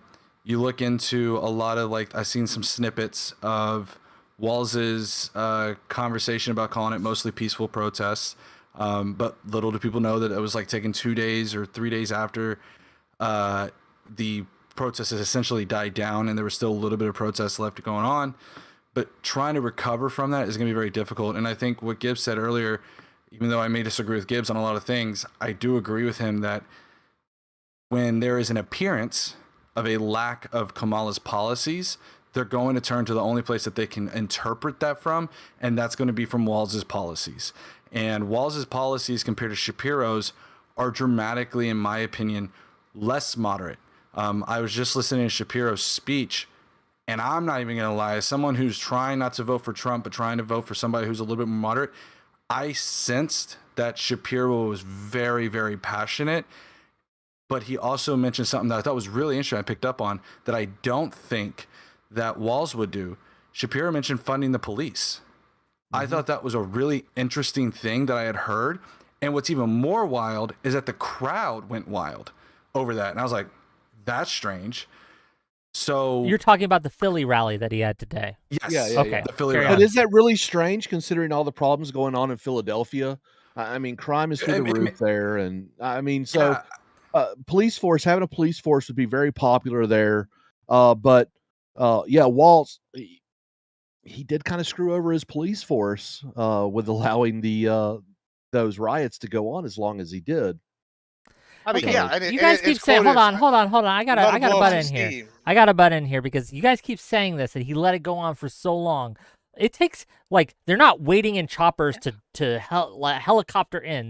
They're weekend warriors. He called the National Guard, right? They got day jobs that they had to be called in for. That takes time to muster. It takes time to deploy. It's not something you can do in an hour. Okay, it takes time. No. But so the National Guard runs on a 24-hour readiness deal for in-state emergencies. So that and look, I don't expect you to know this. You haven't worked with the National Guard, and that's fine. I did in so ISO, but that was a different thing. Yeah. So, like, when I was in the Air Force, me and you did kind of the same thing. But when I was in the Army, I had to work with the National Guard, and I had to work with active duty, and I got to know what their SOP is. For in-state stuff, they have 24 hours to be on spot and there. It's not a question of, oh, my day job. When you hire a guardsman, you know what you're getting. Yeah, but that still takes 24 hours. Yes, and it took him 3 days to get there. And you think that's not a lot of time. That is a huge amount of time. And the whole time, the state police forces could have been immediately mobilized, and they could have knocked that out. The Are moment you saying that his state police force, like SWAT and things, weren't called in? I'm saying they weren't mobilized properly. I think they were maybe appraising the situation, considering especially in a state that, tends to lean, Democrat, people might not want to go ahead and send the National Guard in immediately because that Well, might actually result well, in negative yeah, opinion. I mean, I'll tell you this: if my business is burning down, I guarantee I'd want the National Guard in there defending my business. I mean, that's pretty like no-brainer. I don't know Yeah. about you, but like, hey, if they're in your home, they're burning your home down, the place you put your life savings into, and you may or may not have insurance on, that's outrageous. I mean, what was the BLM total cost nationwide? Was what, 20 billion was the thing? Right. And then his response is, "Oh, these people just needed to blow off some steam." Well, if their Yeah. idea of blowing off steam is burning my business down, I'm gonna want the National Guard to $5. and ASAP. Right, Just you were, but I was saying more generally about how people might receive it if he sent them in like ASAP. Five. Yeah. Obviously if it was your business, but it's not every individual person's So business, and people do have different opinions about that. I agree with you on principle that, we shouldn't be burning shit down, like we shouldn't be having those sorts of things, but $2. Just saying. Hold on, just real quick. Two things. $5 from Artemis Val. Thank you for the $5. All National Guard personnel are on call for emergencies. They are required to notify chain of command if they are leaving state for over 24 hours. Yes, but as was said, it still takes time. Like they aren't there at a phone call away, right? It takes time to muster. It's not something that you can do in an hour. It takes a day. It takes a day to get them all set up. Now, here's the thing, right? Here's the thing. There are a lot of leftists at the time who were critical of Walz and his response. They were critical of the fact that he did call the National Guard on protesters, that he did have the police arrest protesters, that he was enforcing the law, right? So I think that is a mark to his credit. Now, you could say and argue that he took too long to do that. Fair enough. I will admit that is a vector of attack that might work. But here's the deal. When it comes down to this election at this time, we have a real clear choice. And I think that Kamala and Walz both, right? They have abandoned the defund the police stuff. That's just not popular. No, they abandoned. That's a good thing. It's a great thing. I think it showcases that they are able to pivot and able to respond to the will of the electorate in a positive way. And I think that that's actually a positive quality. If they were still on the defund the police train, I would have some big issues, but they're not. But it's still going to come to haunt her. I You guess, realize but that, right? if you look into it, actually, we're talking just now what Doghouse Show said about, how Shapiro said he's actually going to fund the police. But Walz actually did as well. He was lobbying for an additional $300 million to go to police within his state. So Yeah. But that's because a section of his population set up a zone and claimed that it seceded from the Union. He actually fomented insurrection. That was in Washington. There was an autonomous zone That was in Washington, Minnesota. not in Minnesota. There was one in Minnesota. Really? Yes, There was one in Minnesota. There was absolutely one in Minneapolis. At the St. Floyd Square. How does that refute my claim directly, though? That he did. Well, I'll give you how he defunded him, or at least impeded him, is with his general vast, once again harping on immigration, endorsement of sanctuary cities, where he's telling people, police officers, not to do their job and investigate whether or not these people should even be here legally. That'd be an impediment to doing your job as a law enforcement officer.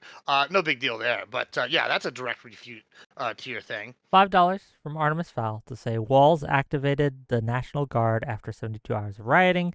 That has nothing to do with the mustering process. The mustering happens after activation. Like I said, there are vectors of attack there, but to say that he did nothing is just wrong. No. It's not to say that he did nothing. No one's saying he did nothing. There are people saying he did not. Maybe not you guys. Okay, well, I'm not saying I'm saying he didn't do enough. He didn't do it right. He didn't do much.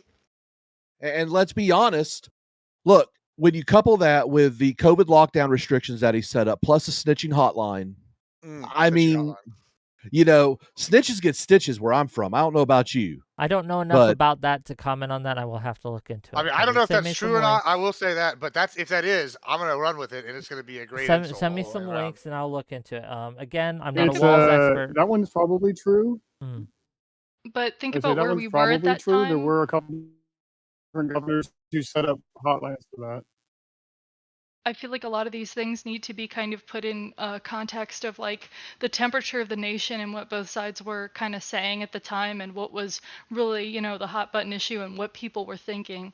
Like as far as during the BLM protests and stuff like that, like it was a big thing of don't respond in this way with, the National Guard and, these people are, bootlickers or whatever. And then the other side was, let's go as hard as possible. And it was a real point of contention. I mean, same with COVID, like people were dying. We're like, okay, but if we just, there's evidence to say that fewer people get COVID if we just lock down. People weren't exactly sure of what to do at the time. So, I mean, it was kind of a period of more or less like, a bit of craziness with an unprecedented situation with COVID. Same thing with the BLM riots. It was something that hadn't happened recently with, all the riots in that many places. So I guess I would say like put these in time context. Also earlier, Gibbs mentioned sanctuary cities, and I have a question about that, which is why do you think places want to implement sanctuary cities? Like what do you think that people think the benefit of it is? I could come up with some sort of benefit, but the only thing I can think of is because they're traitors to the United States. That's the real reason right there. Like, let's just get down to it. They want to destroy our way of life. They want to just let anybody in. They're going to sit here and allow people to have crimes committed against them and become basically sanctuaries for fentanyl distribution. I mean, it's basically like they can give me whatever reason, happy-go-lucky reason they want, but these are the hard facts. That's what happens in these places. Tough tits. It's all around terrible. These people that are pushing for sanctuary cities should be prosecuted as traitors, and they should suffer the crimes that entails to the fullest extent of the law. So, Gibbs, I disagree. I completely disagree. As somebody, go ahead. Sorry. No, sanctuary cities are just areas where they refuse to enforce federal law for certain things. You know what? That is their right. It's also the federal government's right to not send them any more money, including the state they're in. That's how you handle sanctuary cities. You just cut off all the federal funding and you say, you know what? Fuck you. Yeah, but they're not going to do that because they're dim supported by a traitors regime that's in power now. Okay. Look, hates the American people. Hold on. Kyosha, and then, well, first of all, $5. First of all, $5 from Running Joke. Money takes precedence over all of you. Sorry. No, it's all good. Can't wait to see the Trump-Musk interview. That's on Monday. I'm not. I don't. I think the Aiden one was better. But no, that was the most retarded thing I've ever seen. He won so many middle schooler votes, Wick. So many middle schoolers. But Kyosha, go ahead. I'm sure I butchered that. So as I was saying, about the thing is about sanctuary cities, like the reason behind them, right, is basically actually the opposite of what people think, like that it's like to increase crime or for this like traitors reason. But it is actually generally like the argument behind it that has been proven to work, and there's data, is that when people who are undocumented, illegal or whatever, are witnesses to crime or are being trafficked or like the victims of a crime, anything like that, they are not likely to report these things unless they know that they will not be reported to ICE and deported. So if we've got a situation in which people feel more comfortable calling out, drug dealers or calling out the people who trafficked them there or calling out, the committer of a crime that they witnessed, that in general is seen to be kind of a bit of a positive thing to have than people not telling. So this is a bit of an aside, right? I've been kind of half following the rally, right? The one in Philadelphia. And I just have a question to the people who lean right on this, the Trump supporters, right? Do you see the size of this crowd in Philly? Okay. Yes, I see that small auditorium filled with about 10,000 people. Do you think, right? Like, yes. Do you think it's that Trump can get those kind of?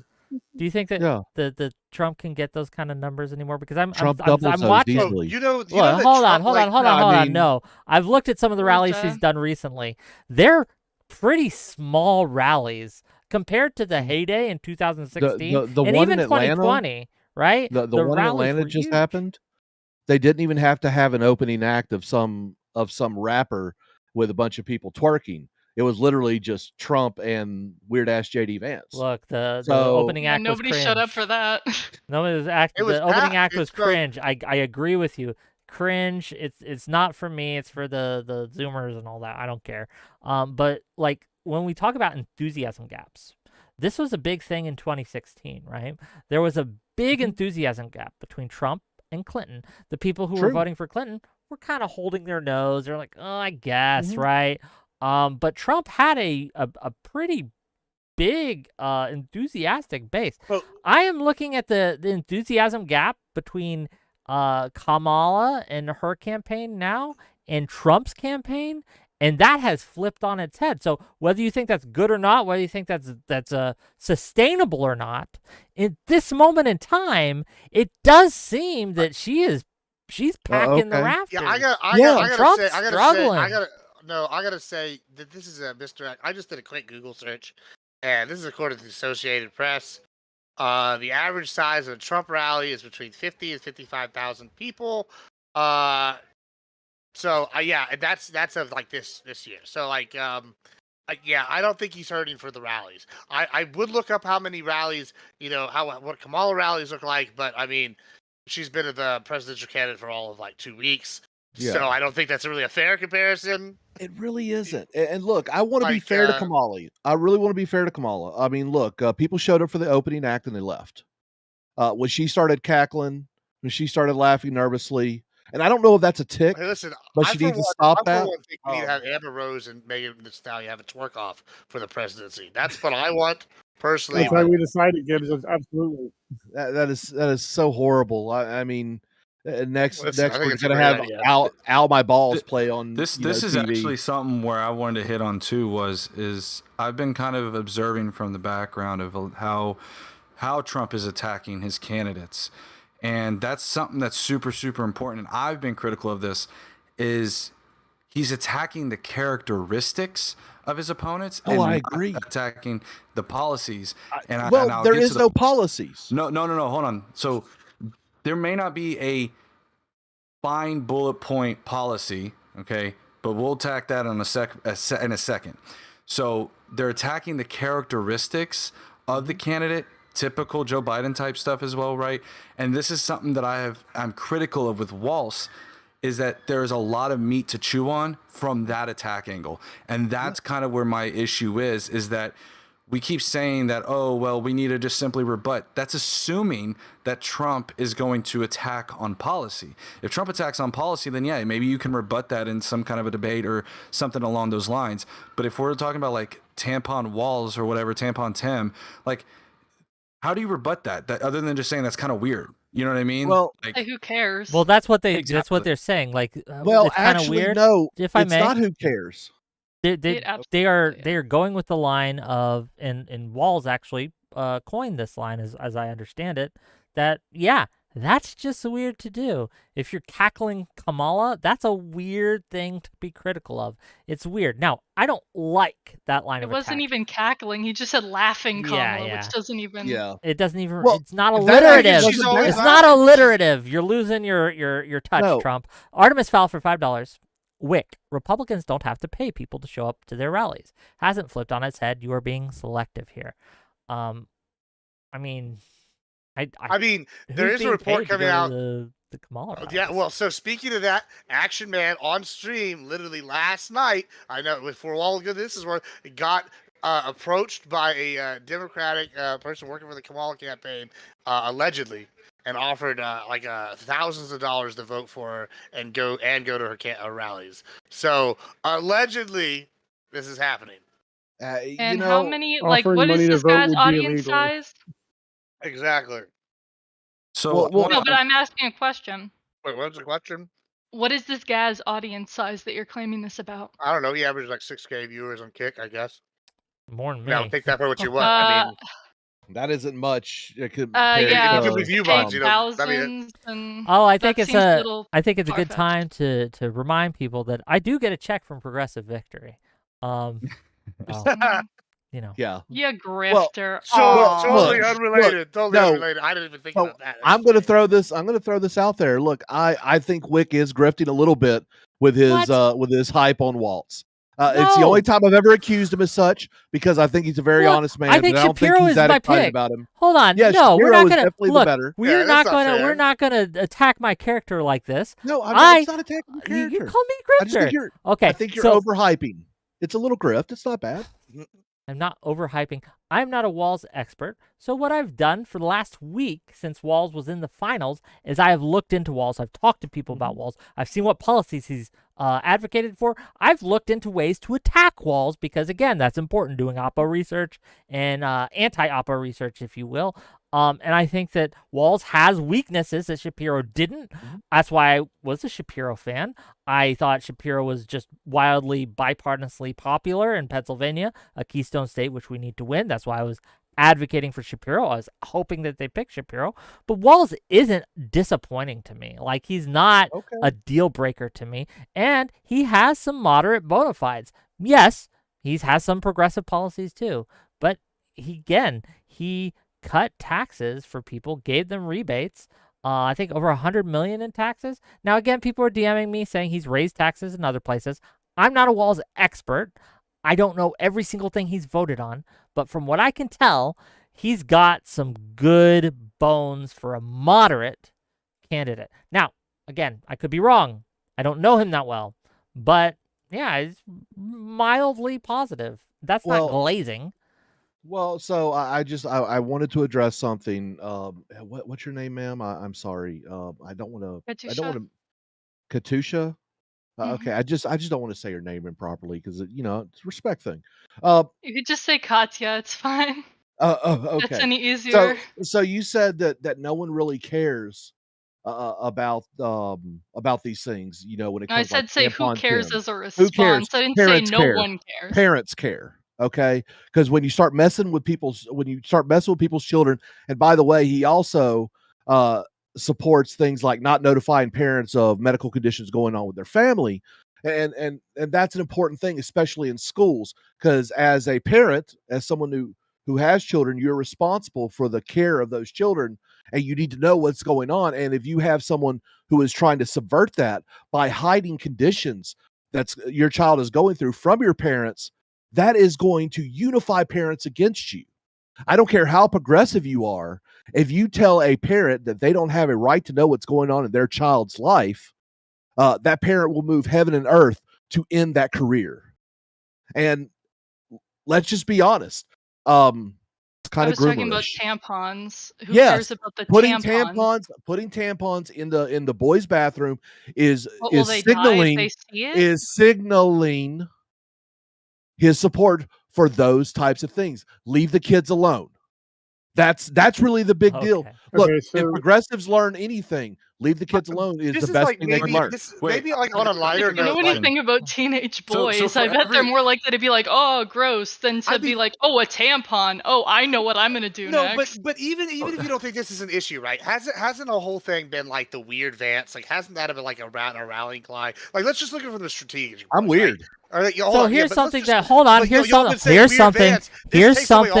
here's something that Walz just said at the rally. Okay, here's something that he just said about an hour ago at the rally. He says, and I tell you, and this is talking about JD Vance. He says, and I tell you, I can't wait to debate the guy.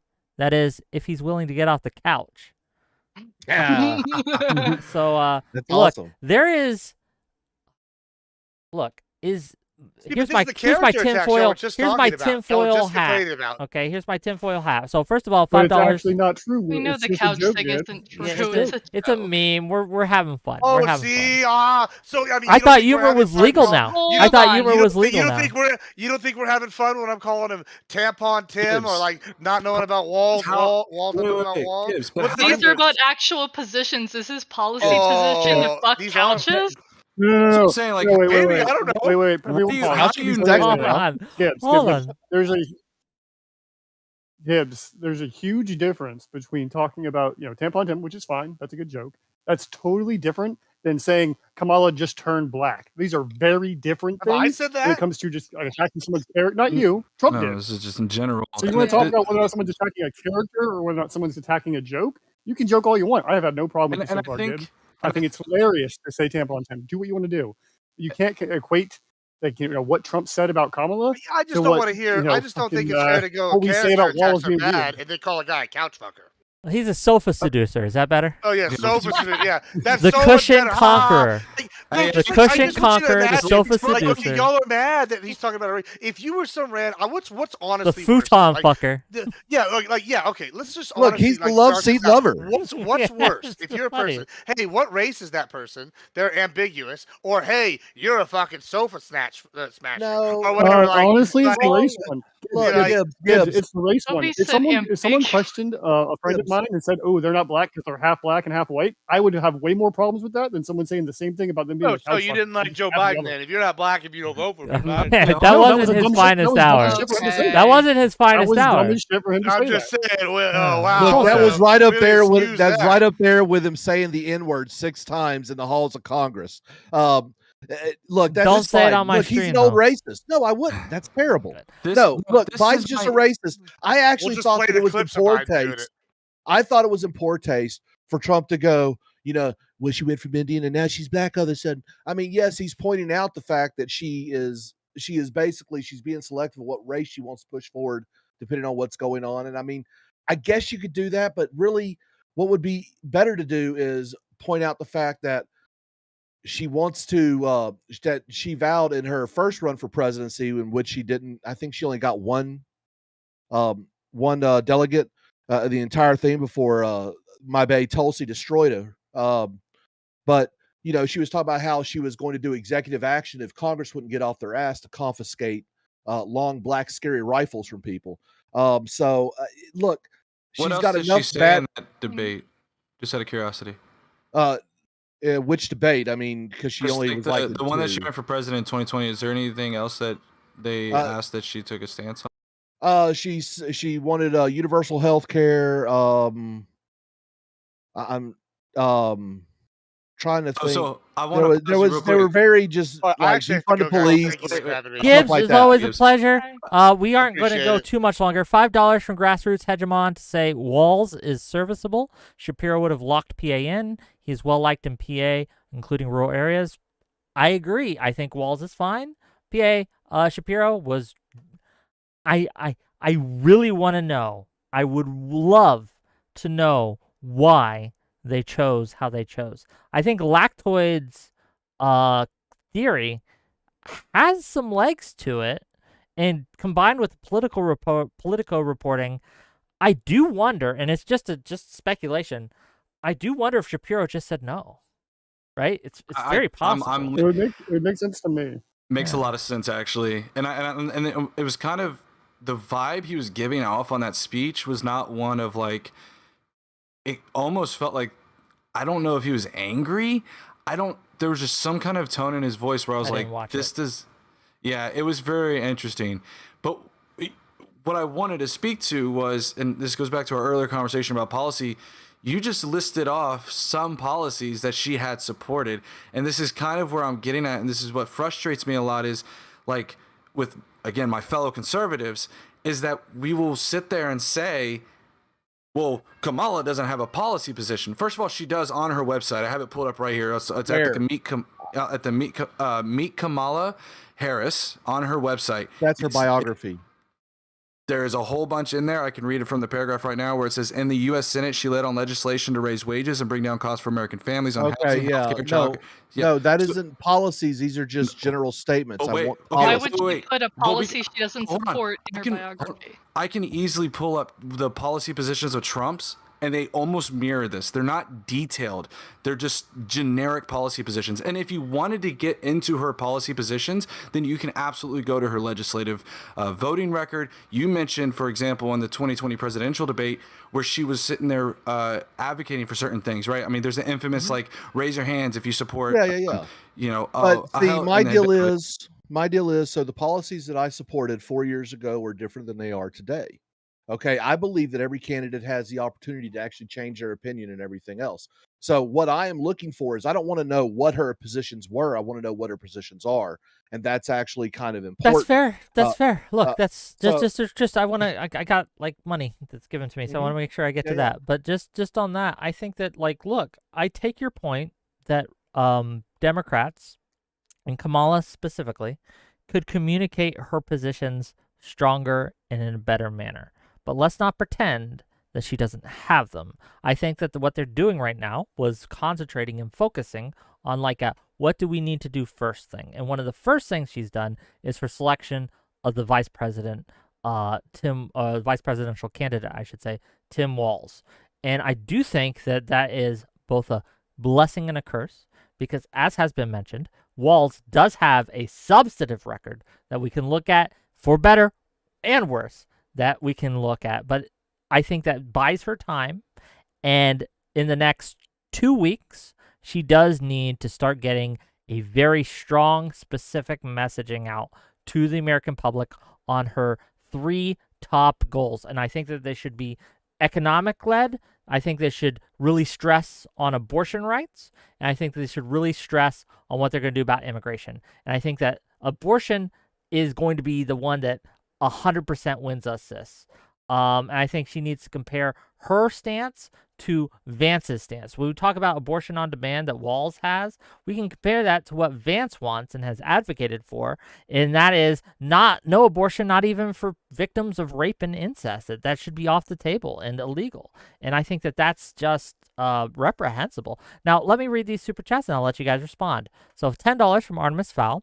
The issue with Kamala's race is that she has made it a point to define herself specifically as an Indian American, not an African American. She has no ties Africans outside the slaves her family owned. $50 from Grassroots Hegemon. Shitty, because Shapiro would be a phenomenal VP and would absolutely get those votes, but he can also do that as president in 2028. And bulking up the pool of Democrats available is good for the country, and I'm a conservative. Well, thank you for the $50. Okay, but I actually agree with both of those. Okay, so well, I can respond to the race one really easily.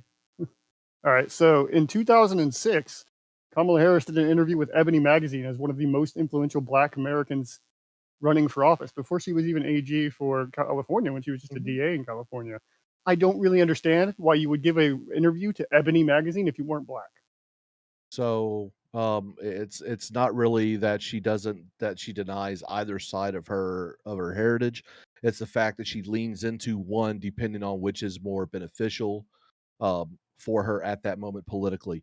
There's nothing wrong with her hold on. There's nothing wrong with her going, look, I'm a Black Indian American, or I'm an Indian Black American. There's nothing wrong with that.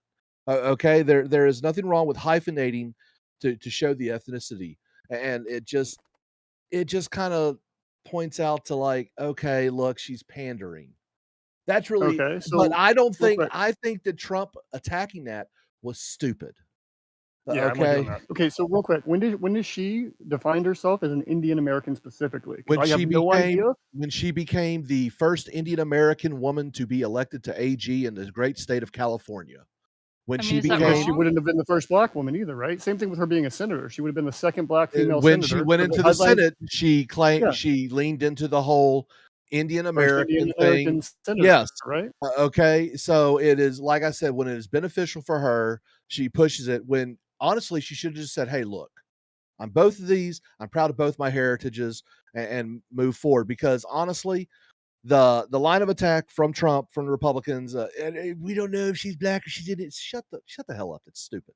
Okay. Look, how much do we think this is 5D chess by Kamala Harris? Right, exactly. It is a 5D chess by her because I don't think it is. But yeah. Have you heard her answer on how to address inflation? Okay, yes. Yeah, so the problem here is that she didn't actually, at any point when she was leaning into being Indian American, did she suddenly say, I'm not Black, I'm just Indian. It was just a better headline each time to say that she was the first Indian American of X thing, because that was true. She says it when it the makes first Black sense. American doing the same thing. That's pandering is all it is. Well, no, it's called headlines. She didn't write headlines for the New York Times, dude. Okay, can we stop? Hold on. Can we stop wanting? Hold on. Stop. Just real quick, because this annoys me and it frustrates me, right? And I hate it when people do it to the conservatives and to Trump and to things like that. They're like, how dare Trump didn't delineate his entire foreign policy in a single sitting at soundbite. Of course. Inflation is not a simple issue. It's something that's not something you can do in a soundbite, right? If you want to talk about economic policy, that's something that's going to be like a fucking essay, okay? I have no desire to see a politician struggle with that, and they all would struggle with that to a certain extent, right? I For hate the course to say of an this, hour but over Biden that. would have given a better, more coherent statement on how to Not deal this with one. inflation. What I would want, The night imagine of the Kamala night that he stands struggled the behind- worst,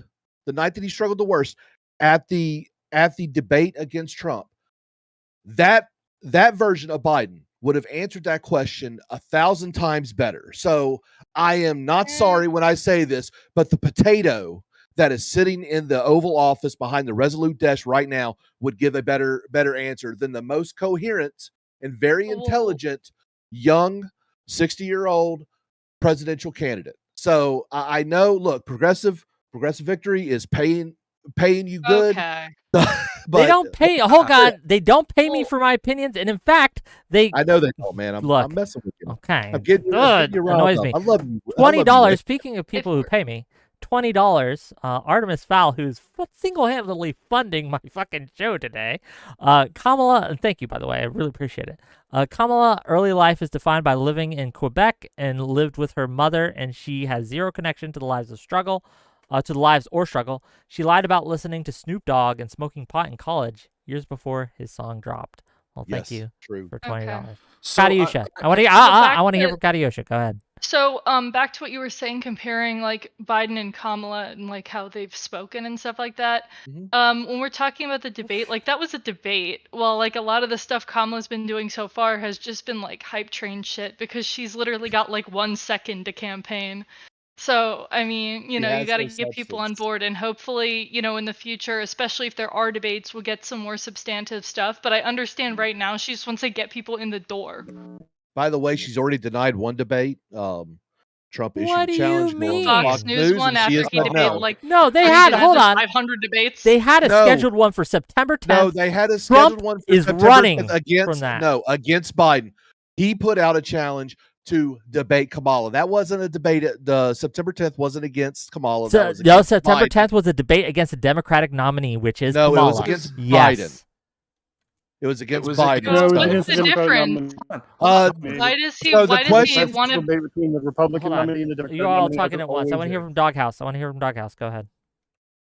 It was against Biden, but his excuse was that it was because he had a defamation lawsuit against ABC, and so thus it was a conflict of interest. But the problem with that is that the defamation lawsuit happened, like in other words, when Trump accepted that debate with Biden, it was already after the defamation suit had begun. So in other words, his excuse fell flat.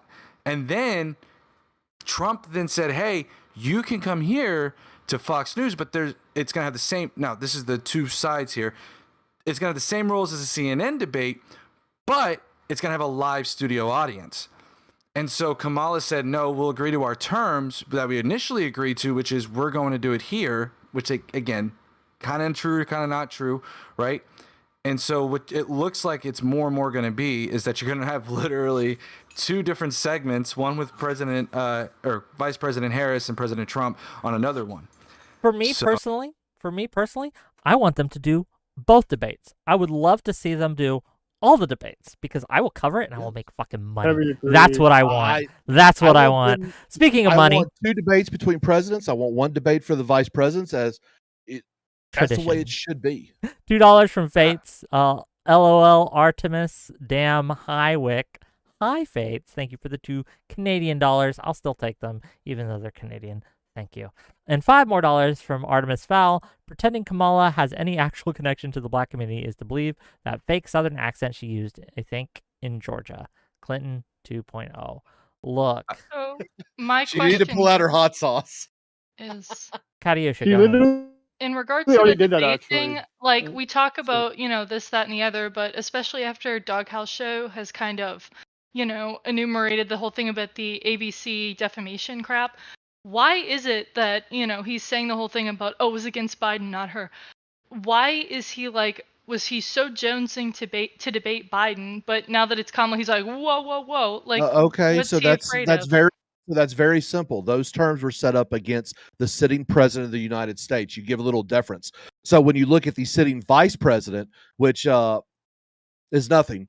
Is nothing. Ultimately, Hold on. yes. You think the vice president is nothing? Yes, the previous president Excuse versus me? the current vice president. Yes, it's a totally different dynamic, and so Come yeah, it is. on. Come Completely. on. Let's be serious Well, for a if minute. he's so good, he Uh, shouldn't be like trying to find like a little loophole to sneak out of. He's not trying to sneak out. The deal is Also on the terms have changed because the president is Whatever no longer happened? running. Whatever happened to any And Mr. time, Businessman can't anywhere? change Look, terms? speaking of That was Biden. That was Biden's words, bro. I just want a man on the ticket again on either side because Trump lost his man card for me. Because look, at the end of the day, anytime, anywhere, if someone wants to fucking debate me on something, I don't think, well, it's going to be something. There's a couple people I just won't talk to anymore Raining because they outside. disgust me, like Sunday, right? But other than the weasels like him, anyone is free to come anytime, anywhere. I will work with you. I will set it up. Even if you don't like me or my stance or think you can just wipe the floor with me, I will set up They're a time horrible and I will set up a place and I won't be like, well, there's a lawsuit and I really can't do that. And I'm sorry. $5 from Artemis Fowl to say the defamation excuse is valid because the lawsuit hadn't gotten past the anti-slap challenge from ABC. Now it has survived and is moving forward. Again, I don't care where they debate. I just want to see them both debate. And I would like both of them, to stop making excuses. And I want them to sit down. I will moderate it here on my channel. I will be fair. I will be unbiased, right? I got my thoughts, right? I know who I want to win. But Oh my god. I would absolutely make sure that I ran a fair moderation. All right, Bro, you would softball Kamala. You would softball Kamala more than Aiden Ross back a little bit. plays Trump. Okay, I'm just saying. Okay, cancel. Let's hear from cancel. I want to hear from real cancel. quick. Cancel. Go ahead. I want to. So yeah, I wanted to pull this back a little bit. Wait 1 second. My internet's about to go crazy. Okay, can you hear me all right? Yeah. Yes. No. Yep.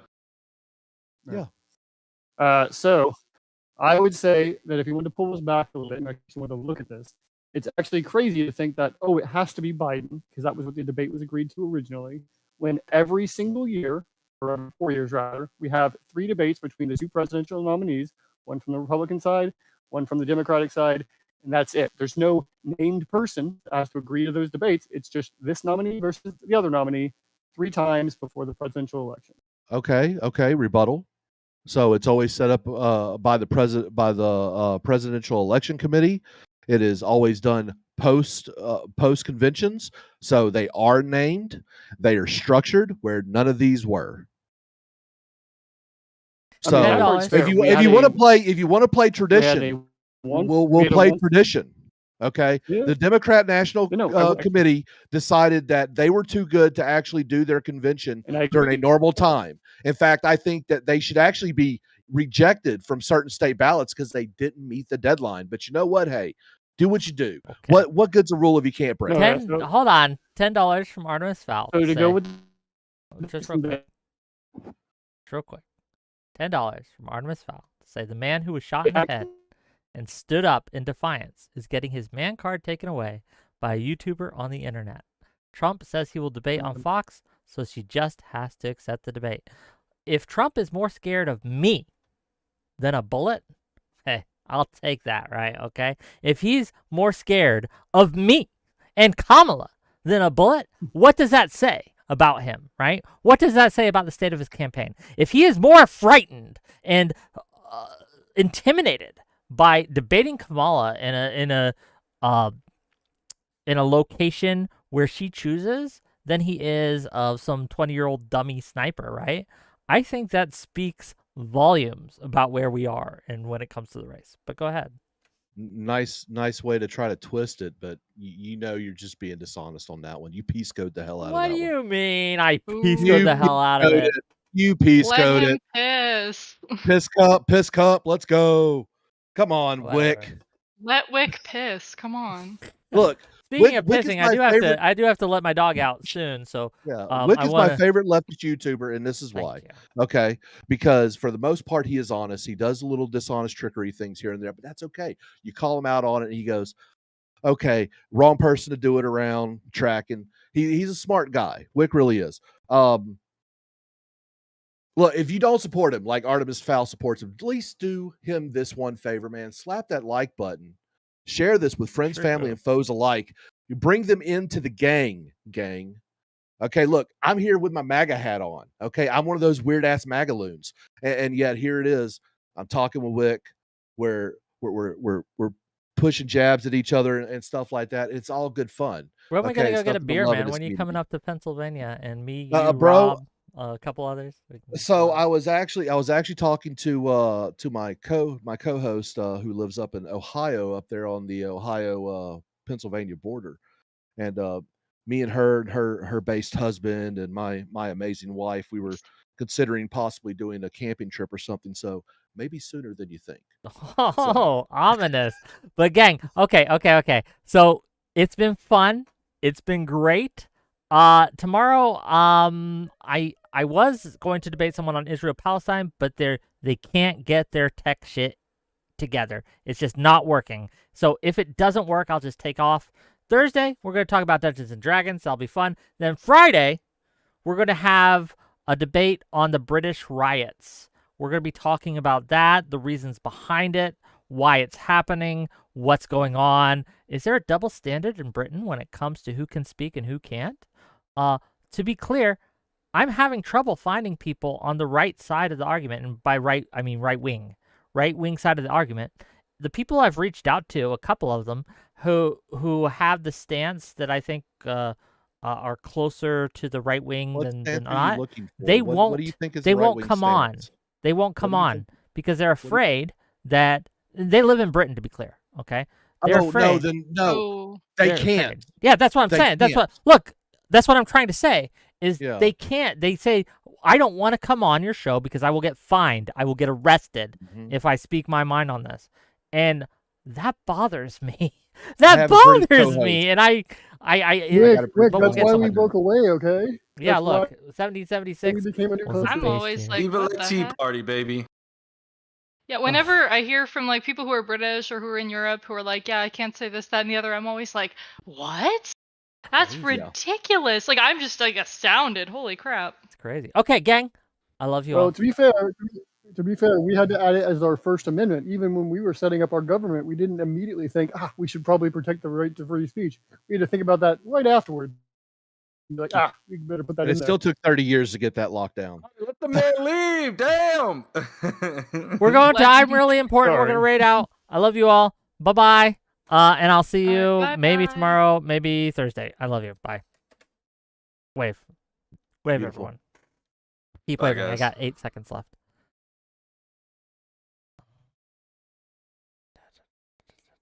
And we are.